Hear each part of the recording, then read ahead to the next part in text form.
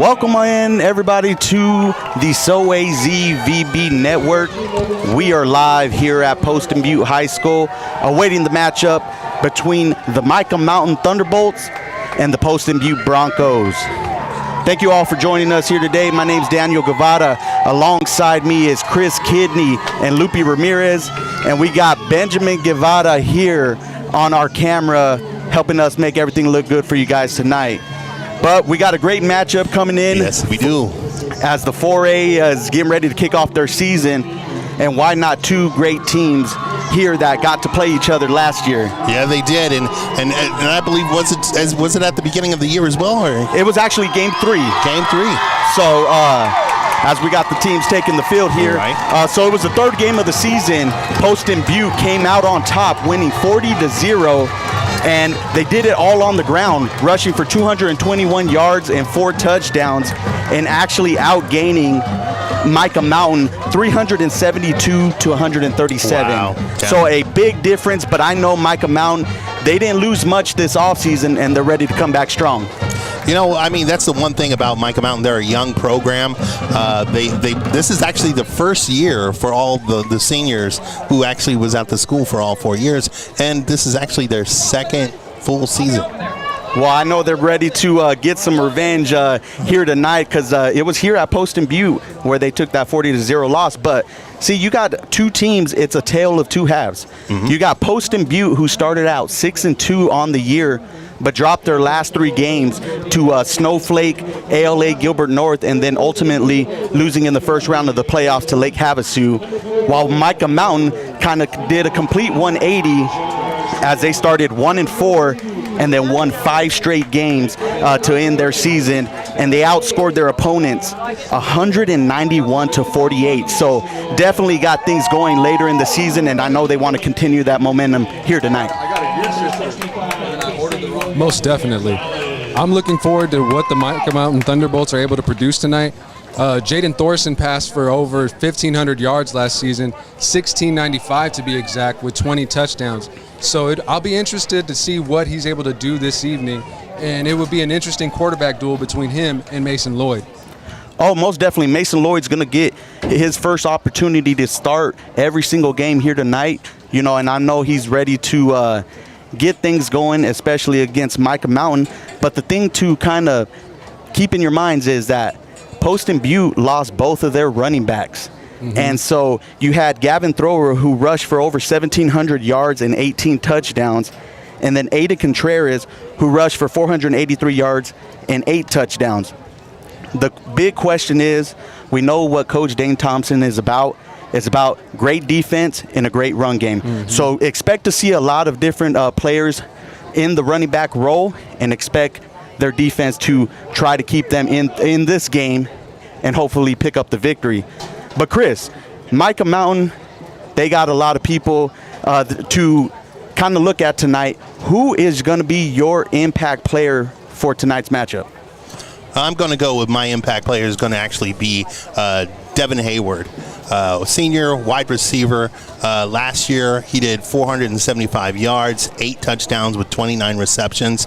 The other thing was he was the wide receiver, actually the one who had the most yards last year at this game. Mm-hmm. And then on top of that, he was also a strong defensive tackler that was returning this year. Actually, I believe it was the number 2 that returned. Some of the guys obviously really lost some on defense, but with seniors. But returning, he was the second strongest tackler that they had. Well, you got an offensive guy, and I got a defensive guy by the name of Ja'Kai Robertson, who is the strong safety for Poston Butte. Ended the year with 94 tackles and 7 interceptions, which actually that was leading, actually third in 4A, and I believe 11th overall in the state of Arizona. So he is a ball hawk, and you know he's going to bring it here tonight.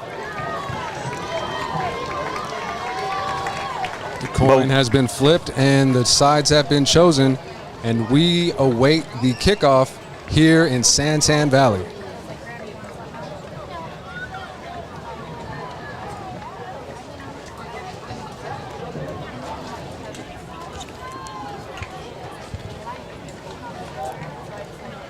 So it's going to look like Mica Mountain will be receiving the ball here first.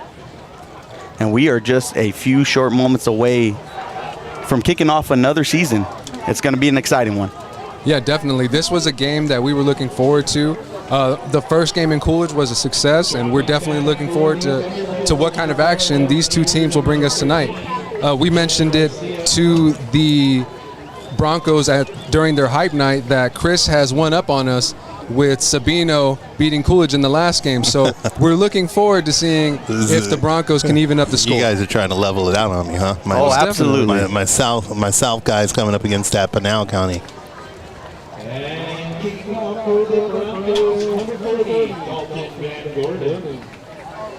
So you got number 40, Dalton Van Gordon, getting ready to kick things off here.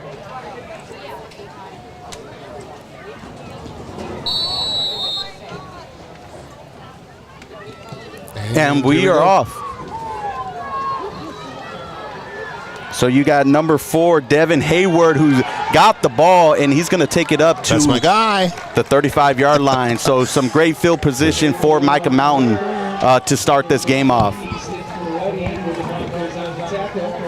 But if you look at Mica Mountain's offense, I mean, they were a team that threw for over 1,700 yards and 20 touchdowns. But they're not much of a run team. You know, it's kind of vice versa when it comes to these two teams. Right. You know, they averaged around 94 yards a game on the ground, but the most of it came through the air. So expect Jaden Thorson to not be shy about it when he comes to sling it here tonight.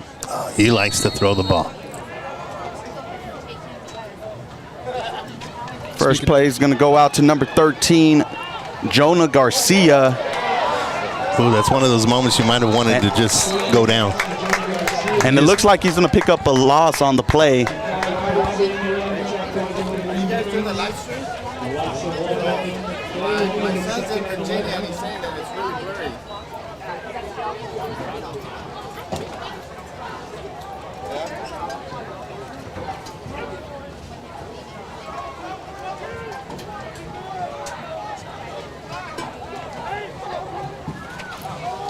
So we got to run on the second play.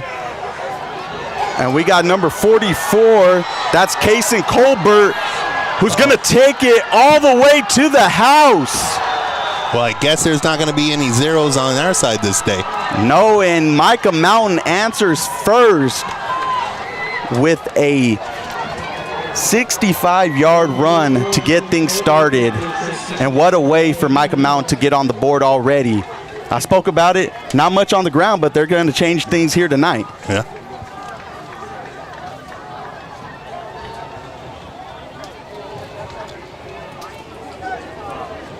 Number 20, Reginald Ialua to attempt the point after.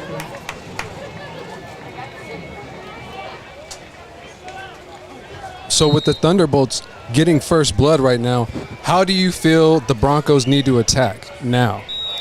I think you keep everything the same. You know what Coach Dane Thompson's going to do. He's going to run the ball and rely on that throughout the majority of this game. Don't do anything new just because you lost a few key players. I mean, you got to sit there and also think that was the first series of your season. Like, things could easily go a different direction. Just I mean, don't throw the baby out with the bathwater. Just give it a minute.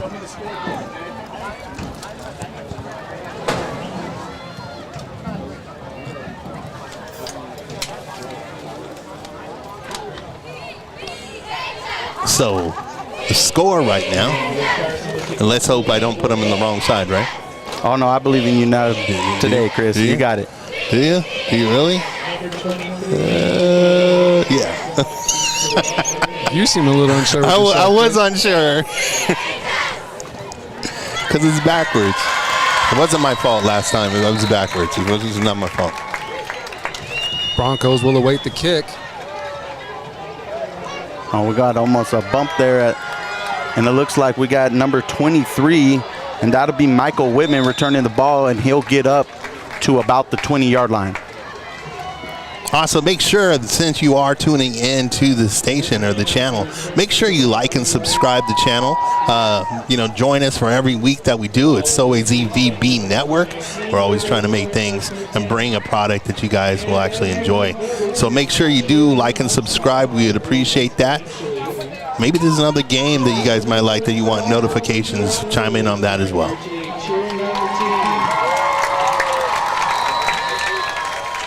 Lively crowd here in Poston Butte. Absolutely.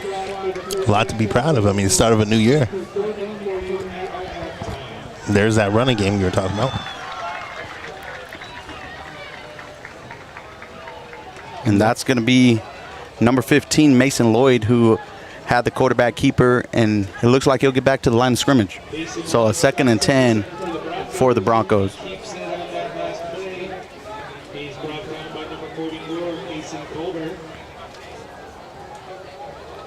So Michael Whitman and Jalen Brooks will be in the backfield for the Broncos, as you got Whitman in motion. And Brooks is going to get the toss and pick up about 4 on the play.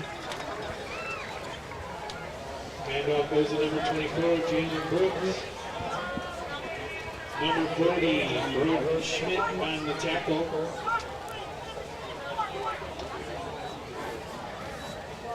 Balls at the 23, it'll be 3rd and 7. So we'll see what Coach Thompson decides to do on this 3rd down play. Like I said, he is a run-heavy coach, but does he decide to air it out here? And he decides to keep it on the ground with 3rd and 7. And almost And looks that's like we have gonna a first down. Yeah, I think he got it. Good quarterback keeper by Mason Lloyd on the play. Picks up the first down, moves and chains. So far, Mason Lloyd making the most of his work with his feet. How long do you think it is until we actually get to see a little bit of his arm? Well, all of last year, Poston Butte only completed 72 passes on 115 attempts. So not going to be very much unless they absolutely need it, as the run gets stuff right at the line of scrimmage. And it looks like number 23, Michael Whitman, on the carry.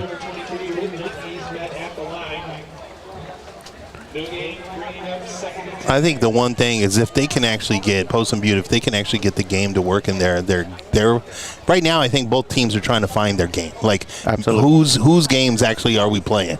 Because if it's going to be a ground and pound game by Poston Butte, obviously they work their time a little different. There's a pass right there. Yes, and that's going to be a completion to Mason Lloyd, but the Thunderbolts are all over it, as it looks like it's going to be a 1-yard gain on the play. So another big 3rd down coming up for the Broncos to keep the drive alive. I mean, the funny part is, like, you can, a game can lose or die. Like, if you're doing a slow ground, kind of game, it could come and bite you. And then if you're an air raid kind of offense, it could come back and bite you as well. So you kind of live and die by if you're only a one-sided dice. You know what I'm saying? Especially if your defense can't get off the field. Right. Just a little over 8 minutes to go. So Lloyd's going to drop back and attempt to pass. Almost intercepted. Slipped on that. And it looks like, it looks like number 24, Jalen Brooks, with the slip there. And you know what? I noticed a lot of that last night when I was at the Coolidge Bears versus Ben Franklin game. A lot of kids could not find their footing. But it's a little different when you're playing on turf over there at Ben Franklin and when you're playing on grass here at Poston Butte. As a football player, which one do you prefer to play on? Natural grass or turf? I like the natural grass feel. I feel the turf, it keeps everything real hot. That you don't get a lot of flow from the field, so you're getting that humidity that's building up a lot more. So me, I'm definitely a grass type of guy. And the Broncos are going to punt it. No, that wasn't. Not the best punt, but it gets a Broncos bounce. Good bounce for him, at least. I don't think you can really slap the ball forward. No, definitely not. So territory. Get over there. Get over there. And the Thunderbolts will take over at the 35-yard line. Tickets are either $1 per ticket, 7 tickets for $5, 20 tickets for $15. But it was a good first drive.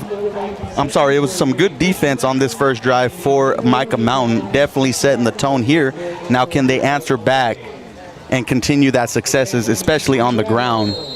Yeah, and Mica Mountain coming out completely different and totally unexpected how I was hoping or thinking that this game would go. But they're showing that they can establish dominance, and looking at how well and sharp they were on the field during pregame and warm-ups, it's easy to see why they're performing this well. And the pass was intended for number 4, Devin Hayward, who dropped the ball there. So Kinda 2nd and 10. Kind of was looking before he was going. Catch the ball first. So Mica Mountain's going to come back in the shotgun, and the ball's going to be handed off to number 5, Josiah Thornwell. There, my guy, JoJo. You go, JoJo. And he's going to pick up a big gain of 15 yards. And now Mica Mountain is at the 50, and they're going to run a no huddle, keeping the pressure on the Broncos. A little stop in the action there. That kind of defeats the whole concept of a rush offense there when the refs jump in on it. I think it's you have to allow the referees to get in position, get the ball set. As Josiah's going to take the ball again Another 5. For a 4-yard gain. Man, that's 5. I don't know what you're looking at. My guys is going 5. Well, and this is going to be a big thing for Mica Mountain, is the ability to run the ball. Now he cuts it back a yard. We must be at Poston, Butte. I'm giving you guys a hard My time. eyes do not deceive me, sir. And that is a catch. Almost a first down, short about a yard or 2. And that's going to be completed to number 15, Jack Bradley. And we're going to have a 3rd and 1. Basket 15 number 15 Bradley. He's brought out by the player, number 4 Robertson. That'll bring up 3rd and 1.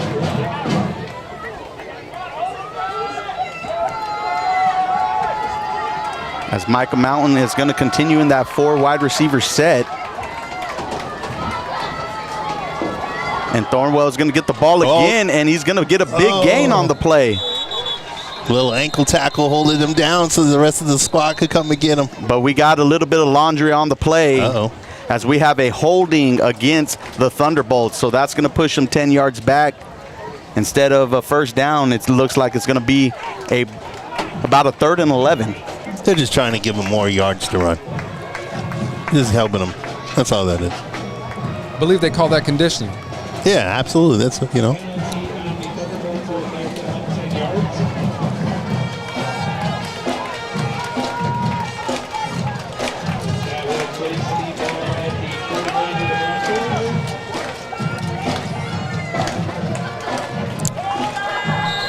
The Coolidge game was actually played last night, just so you know.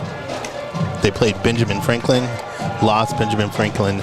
It was 6-0, is that correct? Yes. Thorson's going to roll out and throw to the right and overthrow the intended receiver, number 17, Matthew Trickey. That was number 13, or was it 17? Oh, I'm stand corrected. Number 13, Jonah Garcia.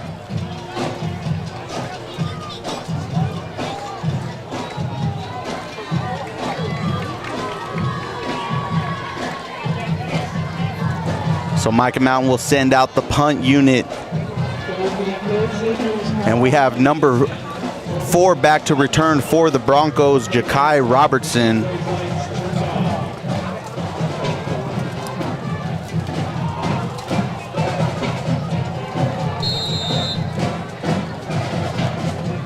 And we got to speak to Ja'Kai a little bit during the hype night, and he was looking forward to this night. So I'm definitely wondering what's going through his mind right now as he awaits the ball. And he's going to get out of a couple of tackles, and he's going to make a break for it. He's going to go all the way. He's going to go all the way. No one is going to stop him. And Ja'Kai Robertson is going to take it all the way to the house on the punt return. Just like that. Just like that. Poston Butte is now on the board. What an electrifying play there. And we were just talking about number 4, Ja'Kai Robertson, and look at the explosive play he puts on the field.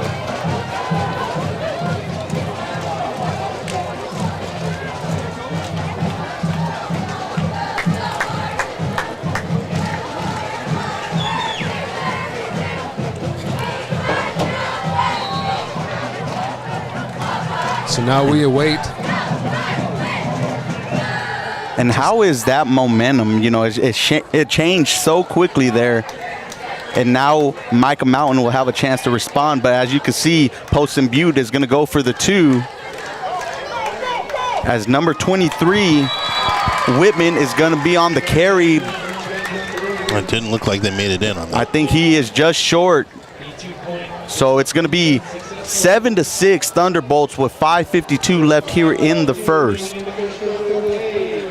But while we got a little stop in the action, let's take a look at their upcoming schedules for both schools. As after this, you see Mica Mountain is going to be hosting Mesquite, while Poston Butte is on their way to Copper Canyon. So is there any other games out there that you guys are excited for? Chris, Mica Mountain. Mica Mountain, I think one of the games I'm looking forward to is that Sabino game coming up here in a couple weeks. Granted, we just saw Sabino play, so it's going to be really interesting to watch the two programs kind of get together. Another one on there, the back end of that whole schedule, pretty much CDO, Walden Grove, Catfoot. I mean, those are all relevant. And even, it'd be interesting to even watch the Casa Grande game as well. What about you? What do you got on that Poston Butte?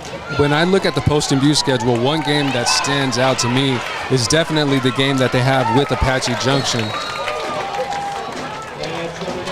It's right down the road, right?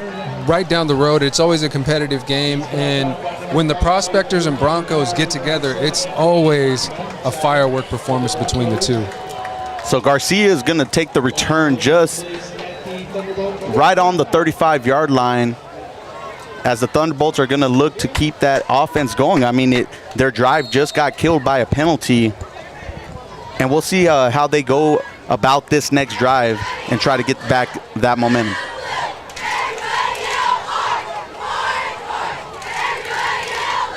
So they're going to have a split back. Oh, and we got a fumble on the play, and it's going to be recovered by the Broncos. A great strip. And you talk about a momentum change. Right. How do you feel now about everything, Chris? We were talking in the beginning of the game, and you were very confident in Mica Mountain's. I'm still confident in Mica Mountain. I'm thinking, like, what's going on right now. Obviously, that was back-to-back offensive series that wasn't really, it didn't go their way. I mean, you got to recuperate, and that's what makes a good team is, do you bounce back or do you let it defeat you on the sideline? I think it's way too early in the game to go kind of like, I'm going to go pound my corner. And we're going to get a little trickery with Tarab Kisto getting the handoff, and he's going to take it all the way inside the 10 of the Thunderbolts. Looks like he stopped right at the 5. So we got a 1st and goal for the Broncos. I mean, your defense does have to come out here, and obviously you got to take care of business. It's not like they're showing you; they've been running. And one of the things and it looks like it's coming back. We had a hold on the play. Well, that takes some. And that definitely is a killer for the Broncos. And you've been able to follow Mica Mountain since its inception. What's one thing that you've seen improve with the boys in Baby Blue? Well, I think what you got to look at is obviously now, like I was mentioning earlier, you got this team that's gone through the program for 4 years under Pat Nugent, who moved over from Cienega. So it's, they got a great weight room facilities over there. Everything's kind of nice, and then they're building it up. So, I think these are the kind of competitions I like seeing Mica Mountain in. And Lloyd's going to keep the ball and rush for about 3 on the play.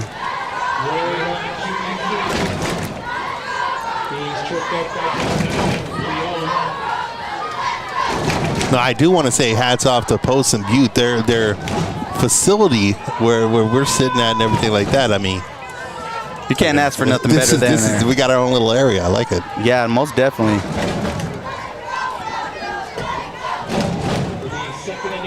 So the Broncos are going to have 4 wide receivers set, as Lloyd's going to roll out to his left, and he's going to get pulled down. I mean, and it looks like a little bit of a horse collar tackle, but I see no flags, as that's going to be number 51, Jason Criswell on the sack. You're getting a lot of it from the bleachers right here. Referees throwing them from the bleacher stands. Hey, you know, I mean, technically, I think you need to actually pull him all the way down. I don't know if if it's just a pulling back or it would be the hand inside of the shoulder pads. He was in there a little bit. Don't get me wrong. He was there. Well, now we have a 3rd and 30 with 3:55 left, and we'll see what Coach Thompson dials up on this big 3rd down play. Lloyd's going to drop back, and it's going to be a screen pass. I don't know. Do you have a legal man downfield with that screen pass? And it's going to be a completion to number 12, that's what you're going to have. Cecil.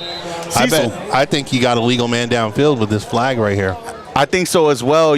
So in high school football, I believe you're allowed just 2 yards downfield before it's considered an illegal man downfield. A little bit different from what everybody's kind of known with in the NFL, where you have to be at the line of scrimmage. So high school, you get 2 yards, and then flags are going to come out. And it looked like a lot of the linemen were already downfield, went a little bit early. Like it was a punt.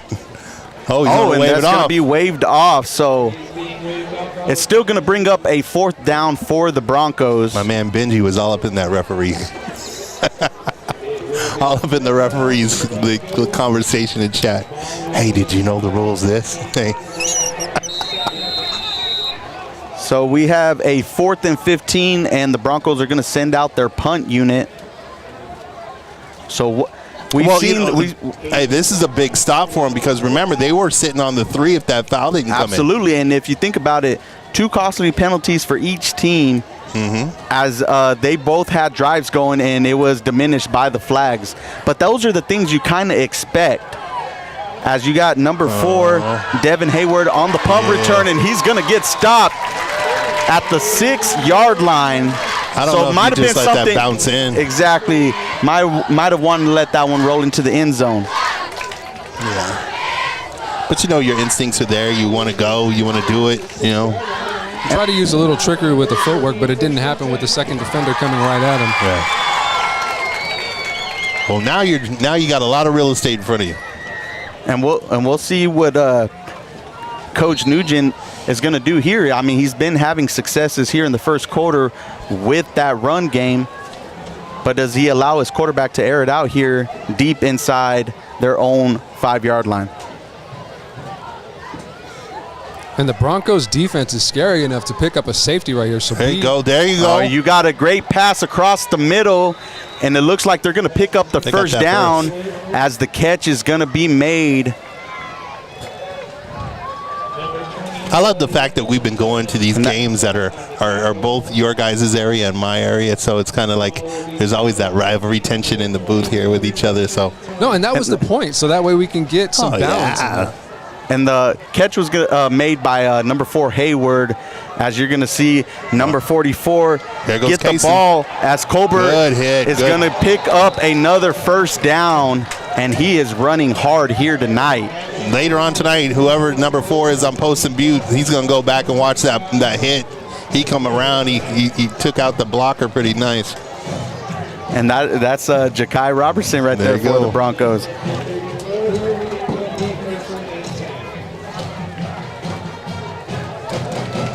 One thing I've noticed looking at Mica Mountain's line is that they are some big boys. That's something that we didn't see 2 years ago when we were actually in Tucson to actually see Mica Mountain play Coolidge. Colbert's going to get the ball for a 2-yard gain. And you're right. It's crazy to see year to year just how much players grow and, just the size that they put on compared to when you see them, whether they're freshmen or sophomore. Because, that's all around, the teams we covered, not only in Pinal County, but down where Chris is at in southern Arizona. Big shout-outs to my center, KJ, doing his thing. So okay. Hold the ball. All right. So Thorson, he's going to do the quarterback keeper, maybe pick up a yard. Not one of his main things. He likes to normally say he's a pocket quarterback. Mm-hmm. He likes to stand and read the defenses and make sure that he's hitting his guy. He doesn't tend to scramble that much. But, I mean, hey, when you got to go, you got to go. And right there, he was able to do just that and scramble without getting too scared with the defense right on his tail. Pickup of a couple. So we have a third, and it looks like 7 as we're getting near the end of the first quarter here. 1:10 left remaining. And Thorsten's going to be in the shotgun with 3 receivers to his left. And he's going to find number 15, Jack Bradley, on the play, and that's going to be good enough for a Thunderbolts first down. A lot of those quick slants, those are. And those are tough to cover, especially when you have to guard, 3 receivers on a play.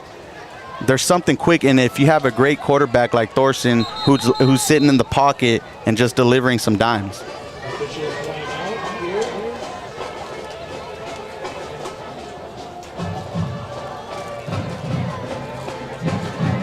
So we got a little stop in the action, as it looks like number 1, Jimmy Leon, is going to have to go to the sidelines for a play.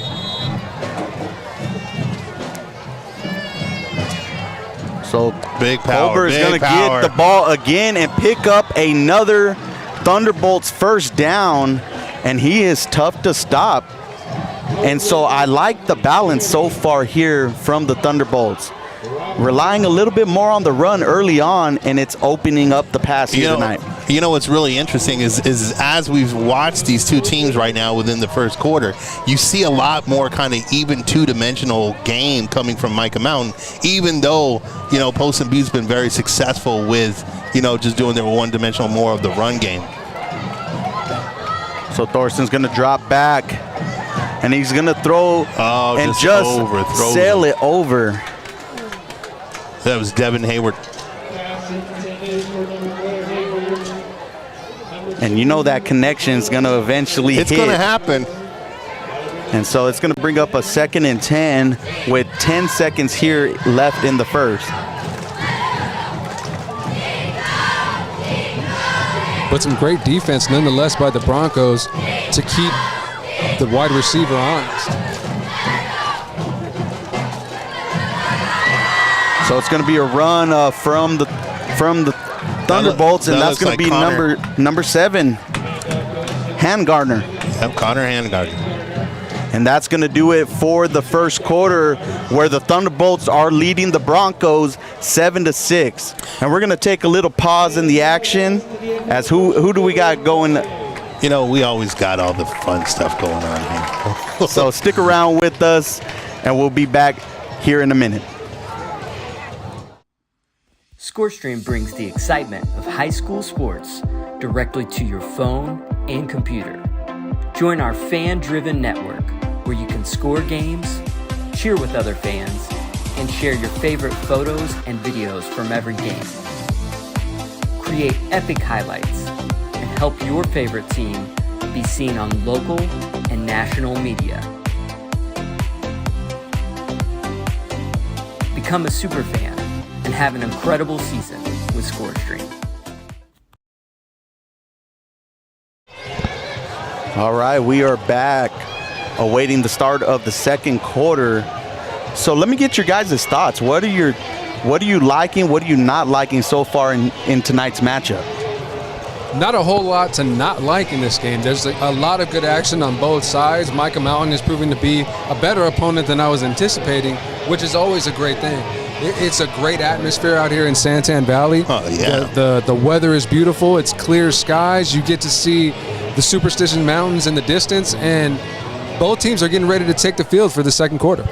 What about you, Chris? What are you liking so far from both teams? I mean, this is the best way to start a season, especially this week being the one for the 4As and 5As, the 6As as well, obviously. So getting into that big boy ball or the big ball, it's nice to see a good competitive game, at least at this point. So, I mean, hands down, this is the way you want to start a season. So on a 3rd and short, we have an incomplete pass. Looks like it was intended for number 13, Garcia, but we do have a flag on the play.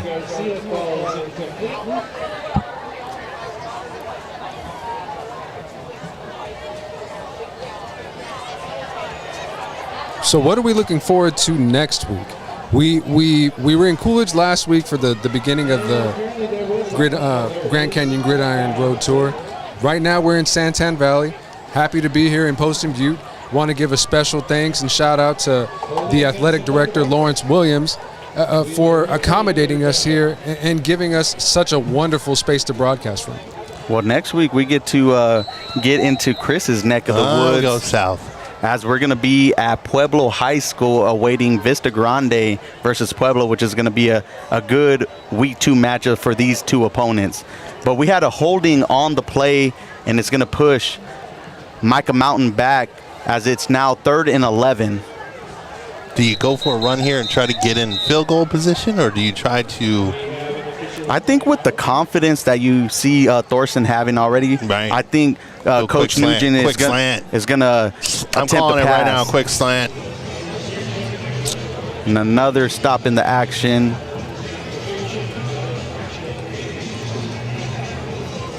Gotta love the DJ.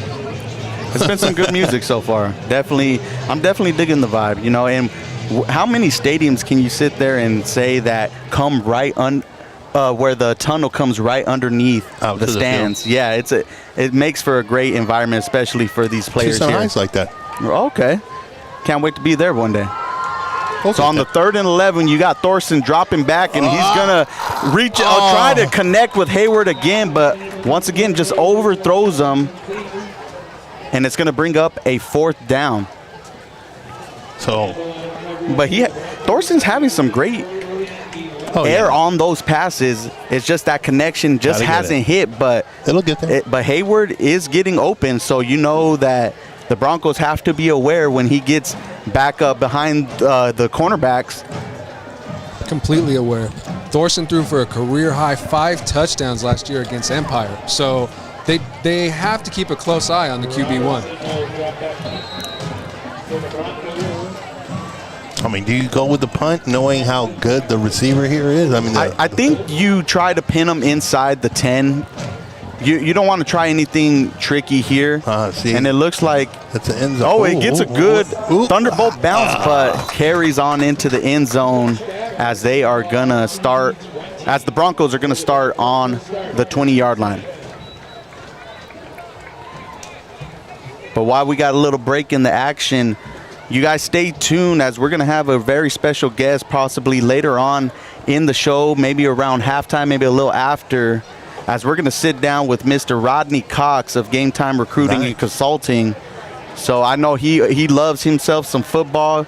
He's always excited when football kicks off, and I know he got a lot to say. Let's do a little quick shout out if we can. First of all, I want to do a little shout out to Wings y Mas. Wings y Mas, a new wing spot down there in Tucson off of Prince. Go check them out. They're all about their wings. And just, you know, I've been there a few times. Late hit on 32. Come on, 32. That's Xavier Johnson. And speaking of Wings y Mas, like I said, I've been there a few times. I love just the diversity of sauces that they have, just dry rubs. So if you guys are down in that Tucson area, make sure you give them a look over there, just right off of Prince. And there's a great chance if you're there right now, you're watching this game on one of their many televisions. Uh-oh. So we definitely got to thank them for that. So let's see if they're going to get the unsportsmanlike call. Well, while we await the calls from the officials, last year these two teams met, and you mentioned it before, Poston Butte beat them 40-0. And afterwards, Mica Mountain was able to average 27 points a game afterwards. Do you think that we'll get something close to that tonight from the Thunderbolts? I think so. I think once the offenses get going, you're going to see a lot more points. I mean, we were just a few plays away from a couple of touchdowns if the quarterback didn't overthrow his intended receiver, and you had some runs that almost broke away as well. So I expect for both teams to kind of settle down in the second half and try to light up the scoreboard, as you're going to get that unsportsmanlike conduct on the Thunderbolt defender. And the Bolts get backed up. And it's going to be 1st and 10 for the Broncos. And Lloyd's going to roll out to his right and find the open receiver. And that's going to be completed to number 23, Whitman. So, as you see, not a typical Dane Thompson type of approach, more of that running, but the running game is not opening up as much as he wants. And what do? You get it back to your running back in the form of a pass. And one thing we're able to see that is on full display is Mason Lloyd's ability to stay mobile and not panic while falling out of the pocket. So we're going to get a false start on the play. It's going to move the Broncos back 5. Was it 18? He seemed to have his hands on his helmet. It looks like the left tackle trying to get the number there. I think he might have had a tight end over on that side, number 18. Whoever it was, he hasn't had his hands on his head, so I don't know if it was him or not. So 1st and 15 on the 41. And we're going to get a run up the middle, and that's going to be 24 Brooks, who's going to get stood up at the line of scrimmage. So it's going to bring up a 2nd and 15 as it looks like we got an injured Bronco on the play. He's going to make it to the sideline. Got a little stinger on the arm, man. And those are the ones you got to shake off there, as that's number 65, Casey Williams-Gonzalez. So let's hope he can shake it off. He'll and pour get back some in the water game. from the water bottle on it, and he'll be fine. First game for both these teams, and you got to imagine that the fatigue is going to set in early with everything being considered, with the temperature and with all the first game jitters being shaken out. And that was a big hit by the Thunderbolts on QB Mason Lloyd. And that was some good coverage for the Thunderbolts downfield. Be about 3rd and 9 on this now. Broden Schmidt with a big hit on number 15. And I'm curious to see just what the Broncos do next.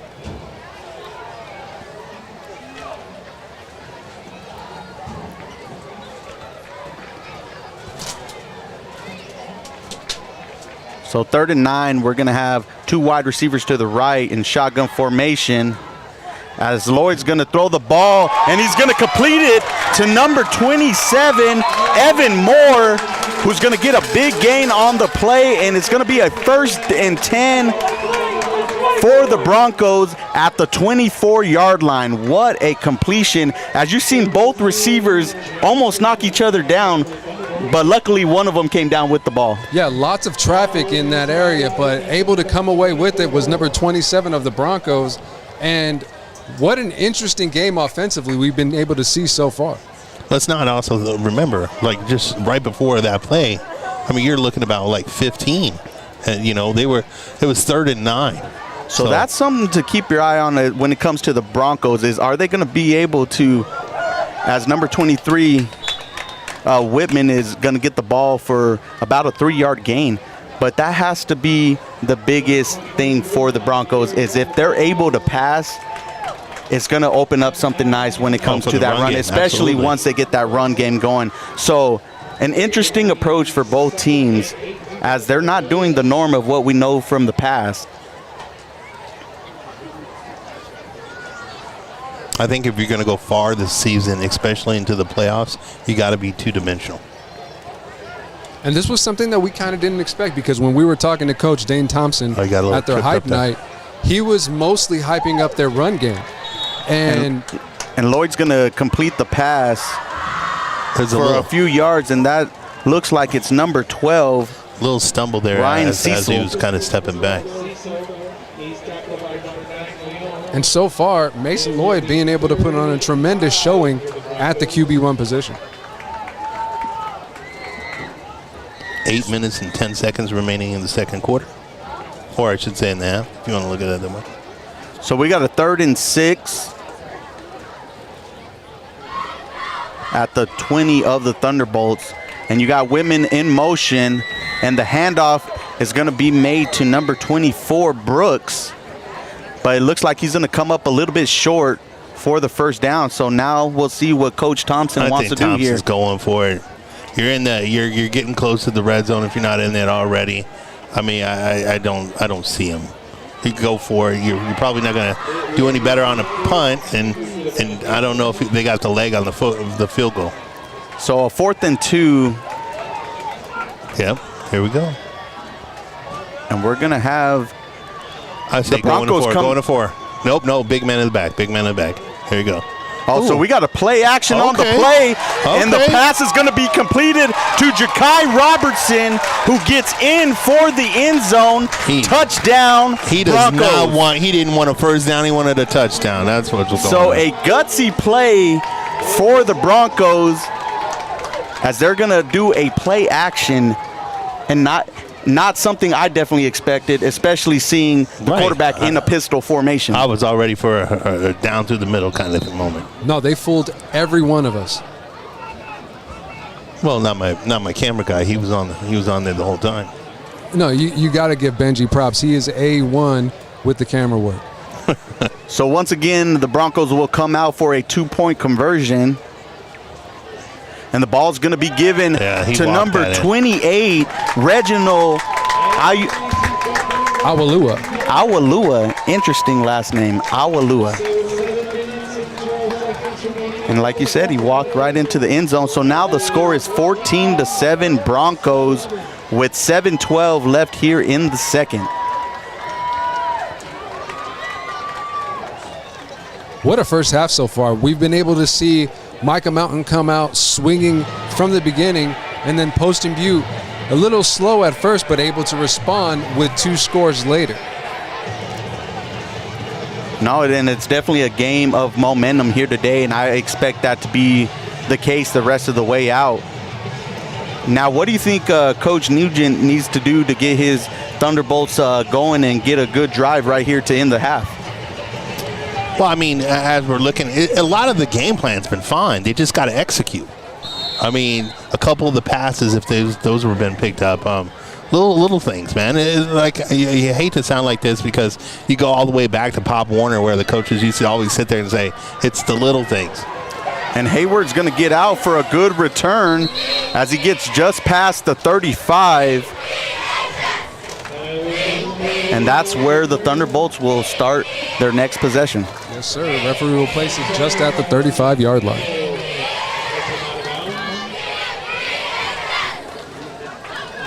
Oh, he's going to give him a couple of extra yards there. About a yard and a half.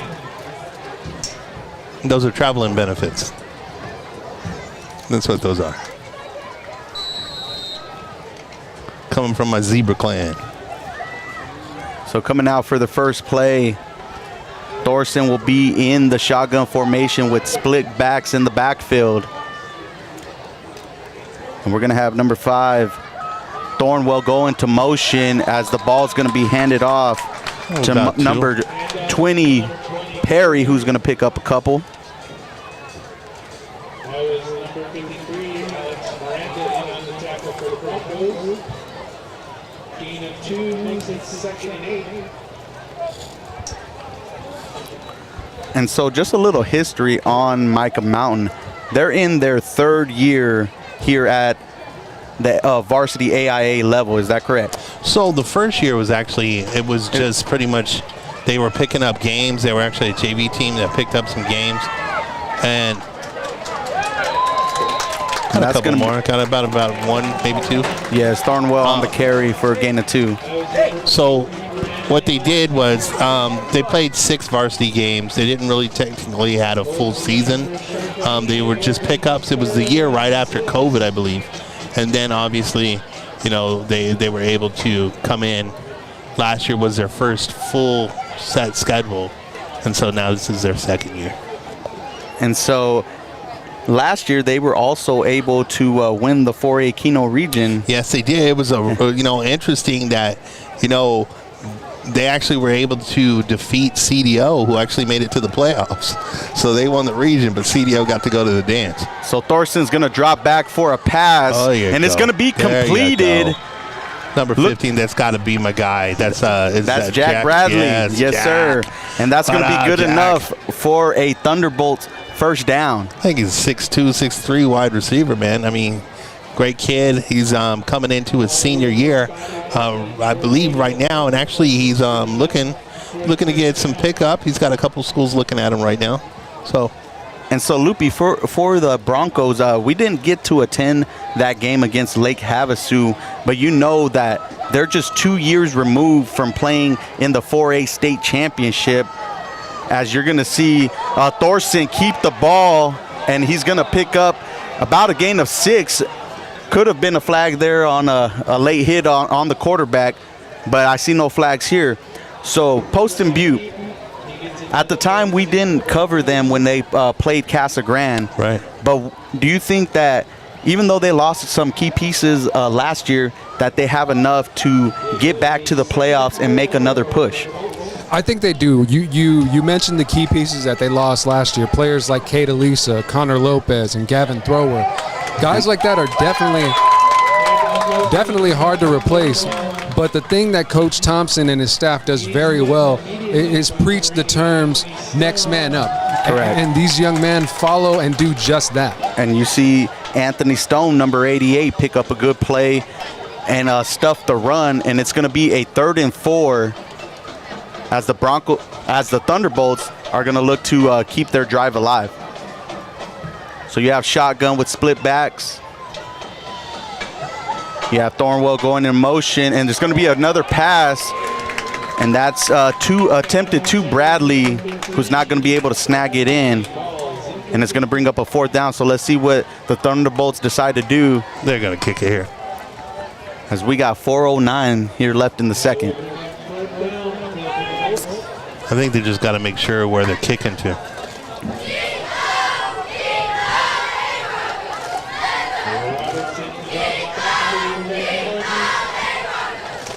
But you know this 4A Keno region, Chris, like you said, Mica Mountain was able to win that region. Do you think they have a good chance of repeating as region champions? As we got a flag on the, it looks like we got a timeout on the play. And that's going to be by the Broncos. So they will have 2 timeouts left here in the second.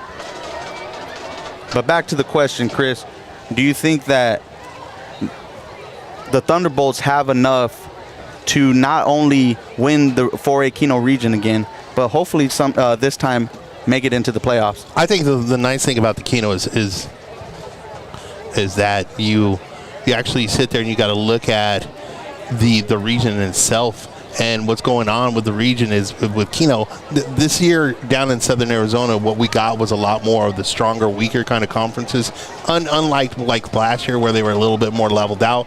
Teams like Canyon, Del Oro, Catfoot, obviously Mica Mountain, Walden Grove, I wouldn't even throw out of contenders like Pueblo and Saguaro could do things. But obviously you got 4 that are probably a little bit more dominant, as you can see in the rankings. You got to kind of watch out for all of it. It's anyone's game, which is the great part about the Keno, this region, which is kind of cool. We could also probably say here the same thing as, like, what do you think about the East Sky?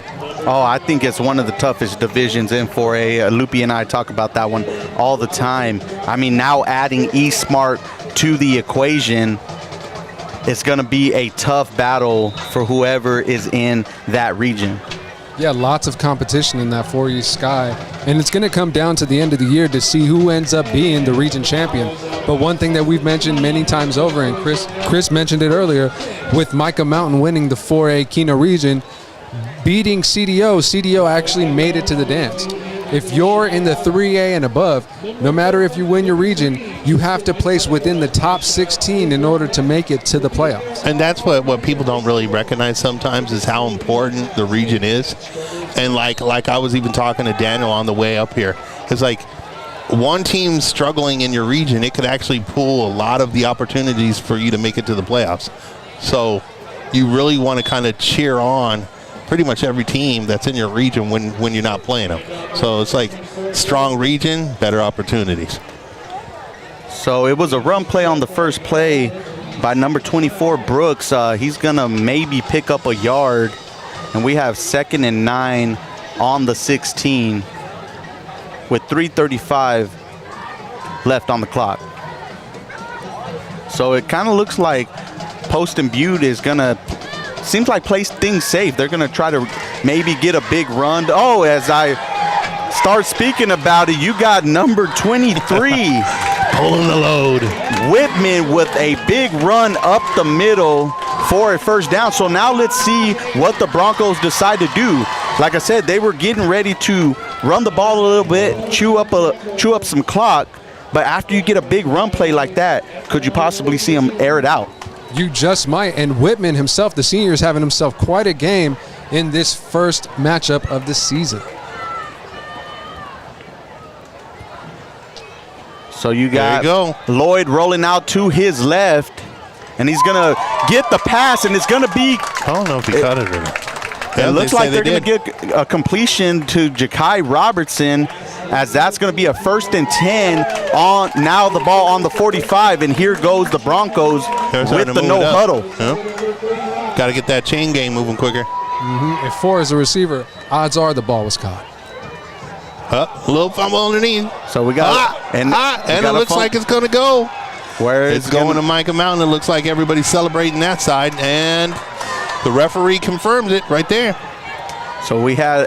I think what happened at that is you had so much, they're trying to rush, they're trying to get everything settled, and the transition between the ball from the center to the quarterback was just kind of a muffed moment.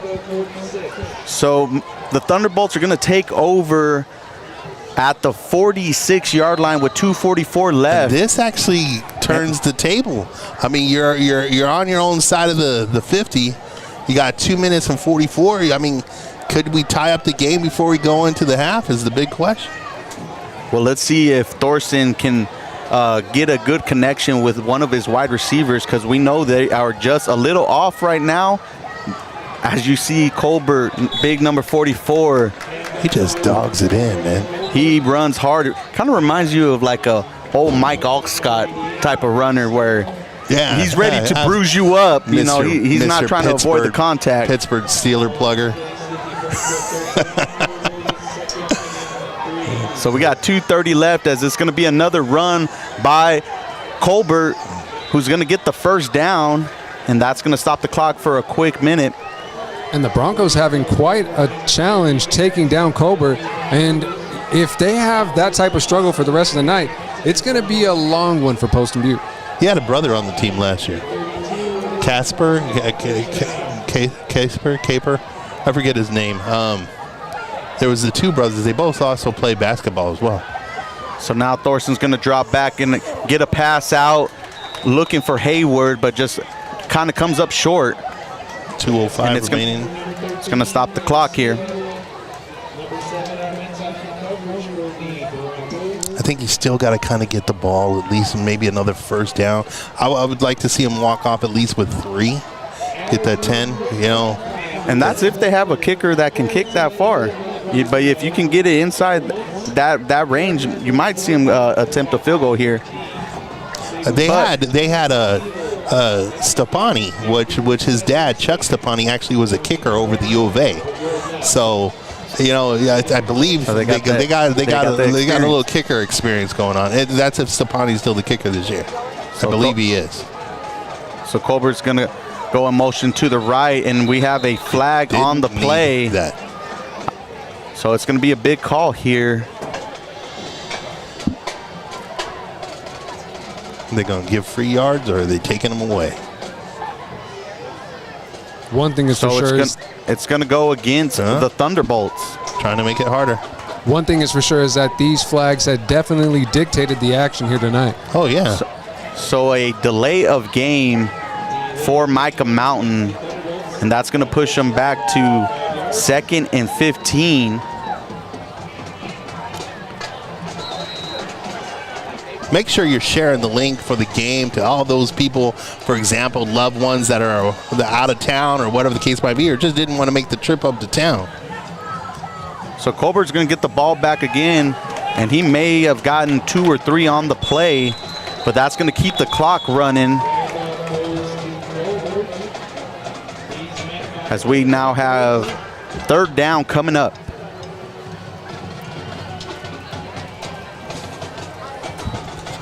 The timeout tells me that Pat Nugent isn't one to let this go easy. So that's going to be a 15, 2nd and 15? 3rd and 15.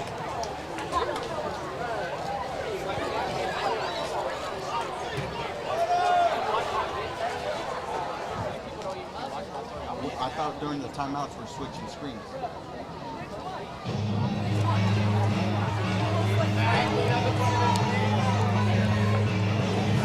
So with 1:54 left, it's going to be a big 3rd down. Do you think that Mica Mountain plays it safe, or are they going to try to get in that end zone? With 3rd, I'm going to say this. Honestly, I wouldn't be shocked of 2 different things. Either because you got such a good thing with Colbert running. Like he's been kind of dominant, but I think they might key on that a little bit. But either Colbert or I'm going with a slant route that's been successful for him too. Maybe something over like a quick cut over to Jack Bradley or something like that might be a good thing too. But we still haven't seen anything from Devin Hayward, so you could never know.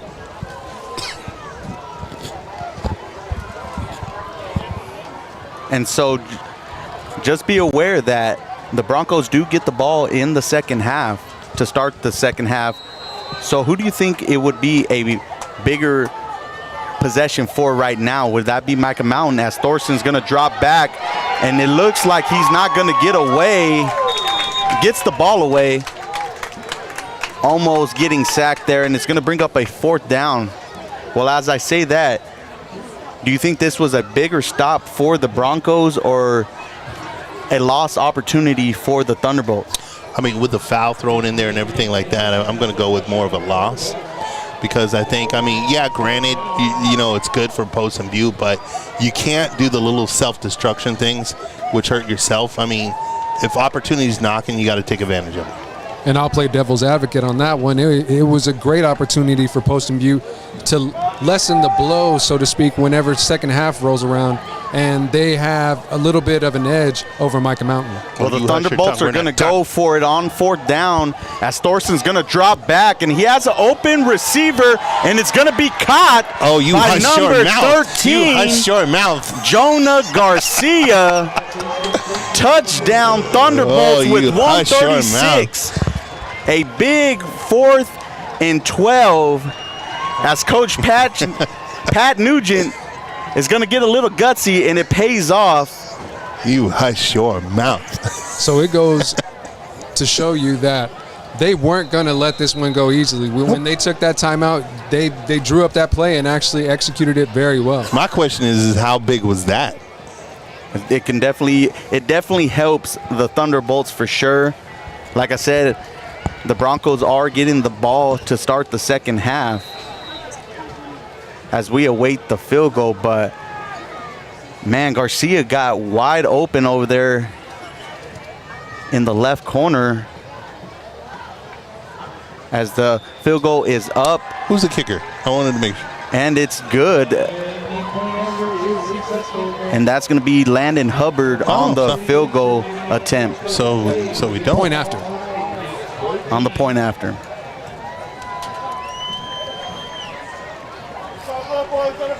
So this score is even at 14, and it's going to make the last minute and 30 seconds very interesting in this first half. I think squib kick here? No, I think you try to push them far back if you can. I mean, I think what's going to happen is if they got 2 timeouts left here, like I said, you're going to run the ball. You kind of try to take it into the half with a tie ball game. I don't think you want to risk another turnover to close out the half.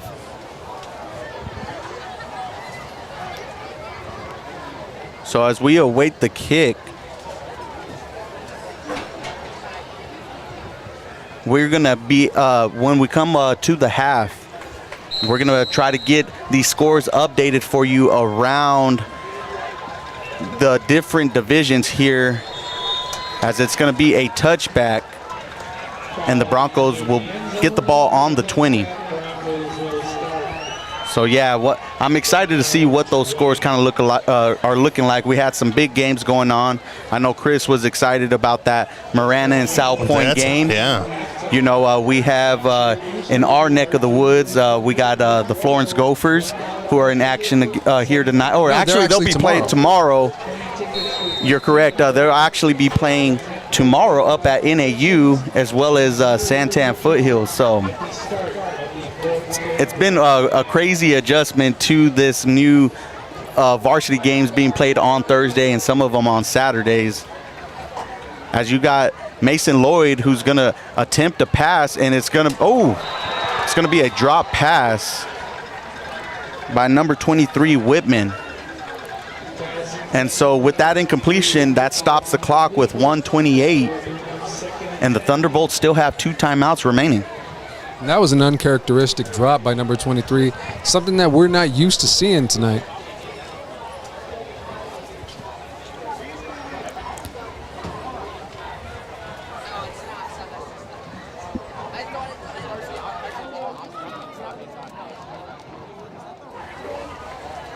So on 2nd and 10, Lloyd's going to be in the shotgun again. And we got an interception by number 1, Jimmy Leone, who's going to take it to the house. And that's going to give the Thunderbolts the lead. And you mentioned Jimmy Leone. Jimmy Leone is a big key contributor to this Mica Mountain Thunderbolts defense. He had 25 tackles last season, with 13 of those for loss, with 5 sacks. It's going to be a big year for number 1 on Mica Mountain, as he came up probably with one of the biggest plays here in the first half. He said, and you got to wonder, give me that. Was that the right move for the Broncos to be able to try to open things up, especially inside their 20-yard line? Well, I mean, the passing game hasn't been something that they've gone to, so I can see the reason why the coach would have maybe gone that direction and so on. So Hubbard's kick is going to be up, and it's going to be good as it hits off of the pole and gets a little friendly bounce there, and that's going to extend the lead. So now we have Mica Mountain 21 and the Poston Butte Broncos 14.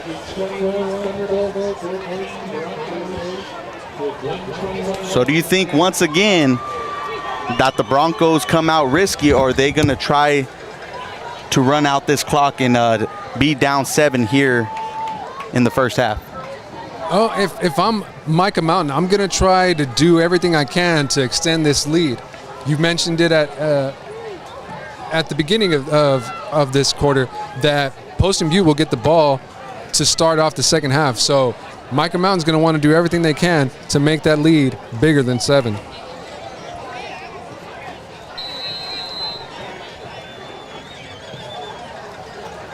So the kick is going to be off, and Ja'Kai Robertson is going to take it. Oh, and this he could got be an interesting. open hole up the middle. Oh, this could be Are they interesting. going to catch him? Robertson's going to take the kickoff to the Thunderbolts' 47-yard line, and we have He said, we are not done. we have some big plays that have been going on here in the last few minutes of the first half. What a game, man. These are the games we want to get. We want these kind of games. So now I would expect Coach Thompson to be able to get a little risky out here and try to get a touchdown. They still have 2 minutes or 2 timeouts left. 1:13 remaining.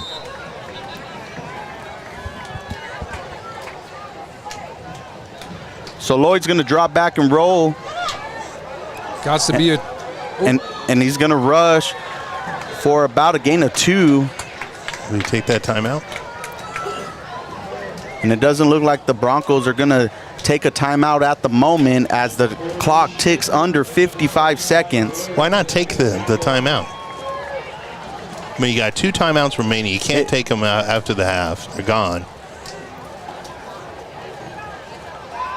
So Lloyd's going to complete a pass to the left side of the field, and it's going to be good enough for a first down, and that's going to stop the clock with 38 seconds. Remember, 10 to 15 seconds rolled off by not taking that timeout.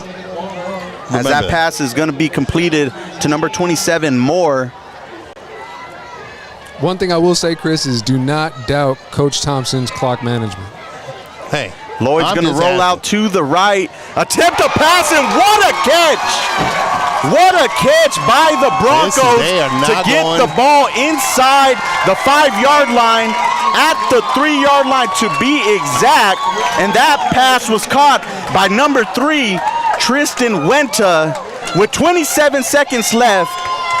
And you got the Broncos knocking on the door. Nice hands, Tristan. 27 up. 27 up. Oh. So it's going to be a quarterback keeper as Lloyd is going to get in the end zone. Wow. And the Broncos answer back in just under a minute to cut the lead down to 20. And what a drive by the Broncos. You know? And so you were asking, why did the Broncos not use a timeout on that play? You attempt that first play, you're going to let the clock keep going, because if you get that first down, the clock's going to stop automatically. Well, so if the second play goes bad, then you know what? Enough time has run off the clock not to give the Thunderbolts a chance. You're still taking a risk. I mean, I'm going to just throw it out there. I mean, I'm not upset about my comment. I'm going to stand by my word. Gosh darn it. So it looks like we have a flag on the play. And it's going to be offsides on the Thunderbolts, so that will move the ball down to the 1-yard line. Don't get them to just rush in and take away the tie, at least.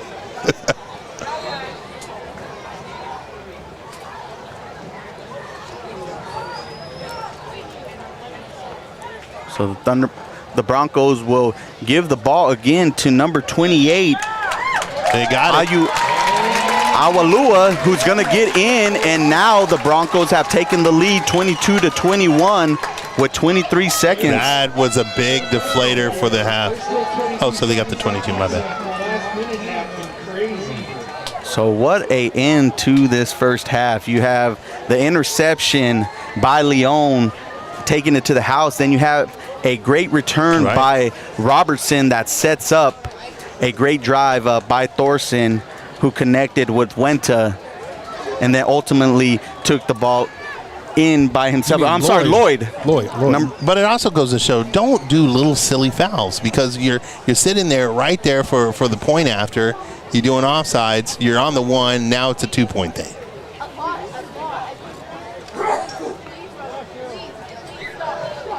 And now if you're Coach Dane Thompson, I'm pretty sure you have a slight sense of relief going into this next half with that slight lead advantage. Do they not have a point after kicker? I mean, I don't think they've really gone usually for that. Poston Butte doesn't go for the field goals. They like to go for 2 and extend that lead. So the kick is off, and it's going to be a great return by number 11, and that's going to be Will White, as we have 17 seconds left, and we'll see what the Thunderbolts decide to do. And make sure you guys stick around, because during halftime, like I said, we got a very special guest for you, Mr. Rodney Cox from Game Time Recruiting and Consulting, who's going to be on here with us to give us a little bit of insight of what he's thinking about this game so far and be able to talk about all things football, especially in his area of the field.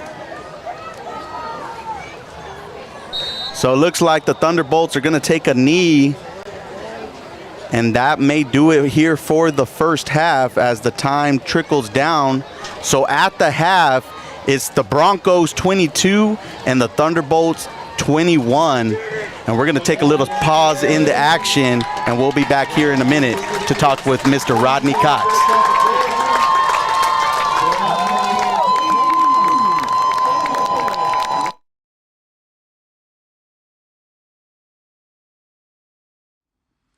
ScoreStream brings the excitement of high school sports directly to your phone and computer. Join our fan-driven network where you can score games, cheer with other fans, and share your favorite photos and videos from every game. create epic highlights, and help your favorite team be seen on local and national media. Become a super fan and have an incredible season with ScoreStream.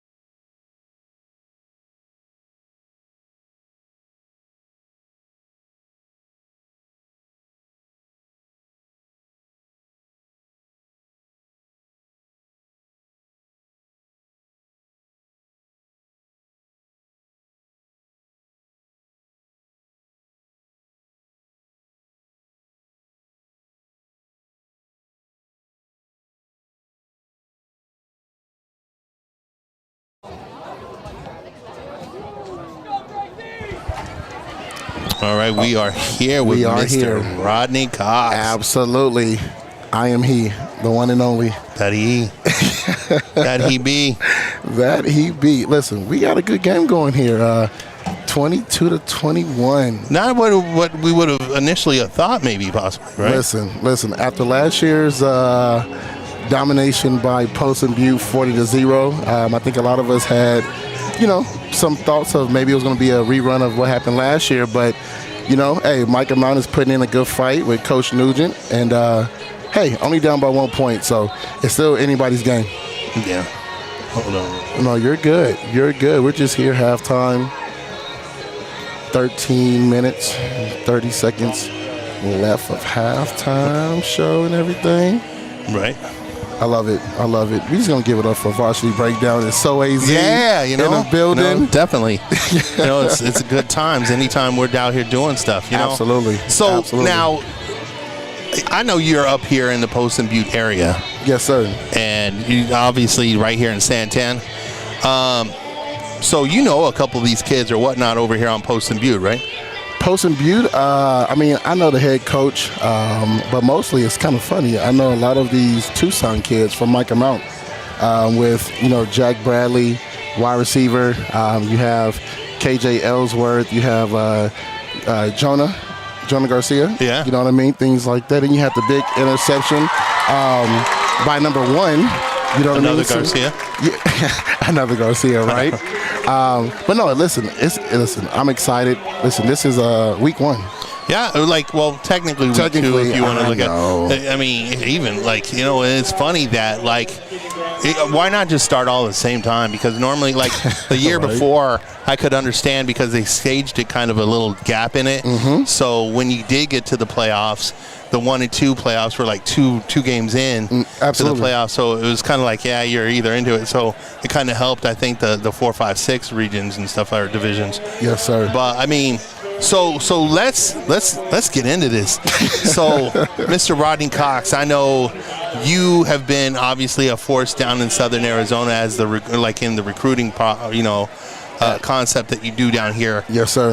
So tell a little about what game time is. What game time is? That's a good question. Hey, what is game time? What is game time? Well, listen, game time, we help high school kids, college transfers through the recruiting process. My background is that I played at Arizona State back in the day from 04 to 08. Played a little bit of arena football before I tore my knee, and again, just started this business. So again, we just help high school kids with the process of getting seen by coaches, college coaches, getting their name out, their film out, and so forth. So we're just having fun with this. Again, I'm excited that football is back. Right. We get to see some of these GT athletes compete, get seen by college coaches. So this is a good time. Yes. Any other places around? Did you get any other games before this? Listen. So I was going to go to right down the street, Douglas versus what was it? I just went blank right now. Was it Santana Foothills? Or not Santana Foothills. ALA Ironwood. Thank you. Yes. But again, I had some traffic, so couldn't get to that. So again, this is my first game for tonight. I am excited. It looks like, again, it's going to be a good game. 22-21. So, man, listen, I'm excited to be here. And then anybody who's listening, want to get in contact, Instagram, Game Time RC, reach out. Twitter account, Game Time RC. Again, There's a consistency in there, huh? Consistency. And then, you know what? That's actually a good word. Okay, if people are watching this game, the consistency of what Poston Butte did, speeding up the offense, going downfield with that big pass on the right side, consistency. It's always consistency. Hey, no flags. No flag. Listen, and you said it. Hey, you can't give away the game. You cannot give away the game. Listen, you got to be disciplined at the end of the day, So, again, we got a good game going on. We got great commentating by Varsity Breakdown and So AZ. So give it up for them coming down. And, again, at Poston Butte versus Mica Mount. Let's go. We're in your neck of the woods. Listen, I live right down the street. Listen, 5 minutes, and I'm home. That's what's going to happen, huh? You, by the way, you got about an hour and a half, but it's okay. Welcome to my neck of the woods. Oh, man. No, I love it. There's always Wingstop, right? Listen, Native, who never. Native. Native. Come on now. Don't play with me. But no, this is definitely just great to be out here. I want to check off this Wings of Moss. Ooh. I want to check this spot out. And they got Daniel here. He got Wings of Moss to kind of support us. Okay. Down there in Tucson, and from what he keeps bragging about, and he's a native guy. So he's all like, hey, look, these wings are on fire, and I'm like, God, don't pick on a big boy. Don't do that. Man, I guess next time I'm down there in Southern Arizona, we're gonna have to go. Right. You know what? It's gonna be on me. Okay. Listen, I said it. Hey, now Rodney ain't going to come down to Southern Arizona. That's what's going to happen. So let's talk about any teams out there that you're really excited to watch this. Oh man, see, what are some of the? You know what? Oh man, this is good. You know what? I'm always excited to see South Point, right? Let's see what South Point's going to do. I'm really interested to see what they're doing right now. Listen, South Point versus Marana. We don't know the score right now, but we are going to get it. We will update it as this game is going on.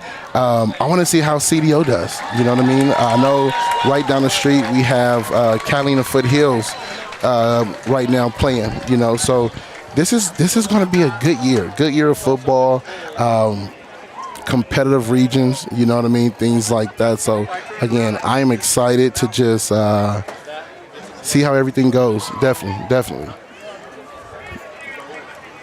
Let's see. I'm going to see if we have any scores coming in. Wait, my man coming. We'll give you a little quick update right now. Talk to me. In the game between Casa Grande and Corona del Sol. Ooh. Corona del Sol is up by 2 touchdowns, 14-0 over the Cougars. And you mentioned Catfoot a little earlier. Yes. Catalina Foothills is beating Combs. Come on now. 14-9. Okay. Listen, come on, Catfoot. Listen, I'm just telling everybody, watch out for my man Sammy Delgado, running back. Last year, he had 18 touchdowns, I think over 1,100 yards. So again, watch out for Sammy Delgado and Coach Sines over there. He has some ballers over there. So I'm excited to see that. Man, I love this. I love being on here. Listen. How does it feel to actually put on the cans and be a part of the broadcast? You know what? This is awesome. I've done this before. You know what I mean? So then it's nothing new. But again, this is football. So it's in my blood. You know what I mean? To just talk sports, talk to you guys about, recruiting these football players out here who has worked very hard this summer. You know what I mean? And again, this is the first time where now they can hit somebody other than their teammates. Oh, exciting. So listen, I know they're excited because I'm excited too. I get chills in my body. I want to go hit somebody. So you never know. Chris, Kidney, I might hit you. Hey. And you said that you were actually down in the valley to see what was it, the ALA Ironwood game? So I was supposed to go there. Some things happened, change of plan. An audible happened. Called an audible, and I had to rush over here. So, again, I'll definitely see ALA Ironwood, throughout this season. There was a game over another one in town. We kind of guess we missed that one too. Listen. As long as I'm here with you guys, that's all that matters. That's all that matters. So we'll just be bouncing around this whole year, going from, the East Valley to the West Valley to Southern Arizona. So, what's interesting is I know you actually have on the post, it's pretty much your tour of where you're going to be. My tour, listen, it's the Game Time Tour. Speaking of tours, Let's talk about the Oregon tour. So one thing that's one of the great things that you actually do with the Game Time kids, and honestly, I mean, I encourage those who are looking for assistance to hit Rodney up. Absolutely. But one of the things that you've got posted right now is you have the Game Time Oregon trip. Man, listen, you got me excited. So listen, so last year we went to, oh my gosh, we started in Arizona. We went up to NAU, Colorado, right. So NAU, then we went up to Colorado, Fort Lewis, Adams State. Then we went down to New Mexico. Right. So we did University of New Mexico and then Western New Mexico. So we went to Division I, Division II schools. We had about 12 kids here or there, right. And they loved it. So, me and my buddy, Chris Kidney. That's right. We had to come together again and say, okay, what can we do this year? Like, and we were kind of talking about where would we go, and it was kind of a toss up between Illinois, Nebraska. It was Nebraska, Chicago, and Oregon. And let's just say Oregon won. Oregon won. You know what? Out of the two of you, who's the better driver? Who's the more safer driver? Stop it. Listen, Rodney is not a driver. Rodney might be a driver in the game of recruiting, but when it comes to streets, Rodney's the guy who sees a green sign on the freeway and passes out. Listen, I'm going to tell you right now, Chris is a great wingman, and I appreciate him very much. That's why he's buying me wings. That's why I'm buying him wings, because he knows I don't like driving. I don't. You give me 30 minutes, I'm giving you 30 minutes of driving. Yeah, it's funny. Like, this is a real story, right? So we're actually leaving Silver City on a visit. Oh, man. I don't think we got out of Silver City and he was passed out. I don't like driving. I don't. How do you fall asleep in Silver City alone? Listen, I'm tired. You know what? My brain is always moving and working and trying to, think of things for these young men and these young ladies that we represent. Another thing that we could bring up and talk about is obviously the Game Time Senior Bowl. Yeah, and last year that was a complete success, and thankfully me and Daniel were able to be a part of it and be on the sidelines and cover the event. What's something that the guys that are looking to participate in this year's game can look forward to? Listen, man, first of all, I want to thank you guys for coming. So AZ, Chris Kidney, you two from Varsity Breakdown. That was our first game, or our first Senior Bowl. And personally speaking, it ran pretty smooth. Again, there were some changes that we're going to do from last year to this year. One of them being that we're going to add in an extra day of practice. We're going to do a community service that morning. So practice, community service that morning, and then that evening we're going to do a meet and greet. So the coaches that are going to come in town, we're going to have a meet and greet over at Dave and Buster's in Queen Creek. So, we're going to basically buy half of the area of Dave and Buster's, and again, have meet and greet and talk to the coaches, have the families come, have the high school coaches come. So that's something different. And let's be honest, nothing like this is happening in Arizona. So we're excited to kind of be the first, be kind of like the trendsetters to start something up like this. And we're excited. We're excited. January 11th through the 13th, those are the dates. Come ready to play. Again, we're only inviting 11 athletes. We're excited. We're excited. Absolutely. Yes, sir. And with you being a former athlete, what gives you the drive to bring that type of accessibility here in the desert? When you're a Compton kid yourself, right? Absolutely. Yes, sir. Yes, sir. So grew up in Compton, California. You know what? A lot of these kids don't have what I had. You know what I mean? So I want to give back. You know what I mean? So just with that, I'm driven all day, every day. Anybody who knows me, I'm up early. I stay up late. I give 120%. Like, these kids know I rock with them from when they're from freshmen all the way to they graduate to even past that. So it's just giving them an opportunity that maybe sometimes they wouldn't have got or received if they weren't with Game Time. So it's a privilege. It's an honor to be a part of our family, because we definitely stick together. Yes, sir. And how did the name Game Time come to you? My dad. So the funny thing about it, my dad used to always say, "What time is it?" And when I was little, I would say, "Game time." And he was like, "What time is it?" So my son, who's 6, but I have a video of him when he was about 8 months, and I'm like, "What time is it?" He's like, "Game time." So literally, it started when we were just little. One day, I'm gonna post that video. He's literally doing push-ups, and he looks at me, and he tackles me, and he's like, "This is what I do." I'm like, what time is it? So game time has just been there, and it kind of just works with anything. It works with my volleyball athletes. Like, what time is it? It's game time, football, basketball, in school. And speaking about that, you cover multiple sports. It's not just football. A lot of people kind of want to, pigeonhole you into that. Right. You're covering things like, cheerleading. You're covering volleyball, basketball. Absolutely. Which you just signed a big volleyball girl out of Tucson as well, out of South Point. So basketball. Hannah Williams. Williams, yeah. Oh my goodness. Listen, for y'all who don't know Hannah Williams, she's a baller. South Point, she's a 2025 baller out there. I'm excited that she decided to join Game Time.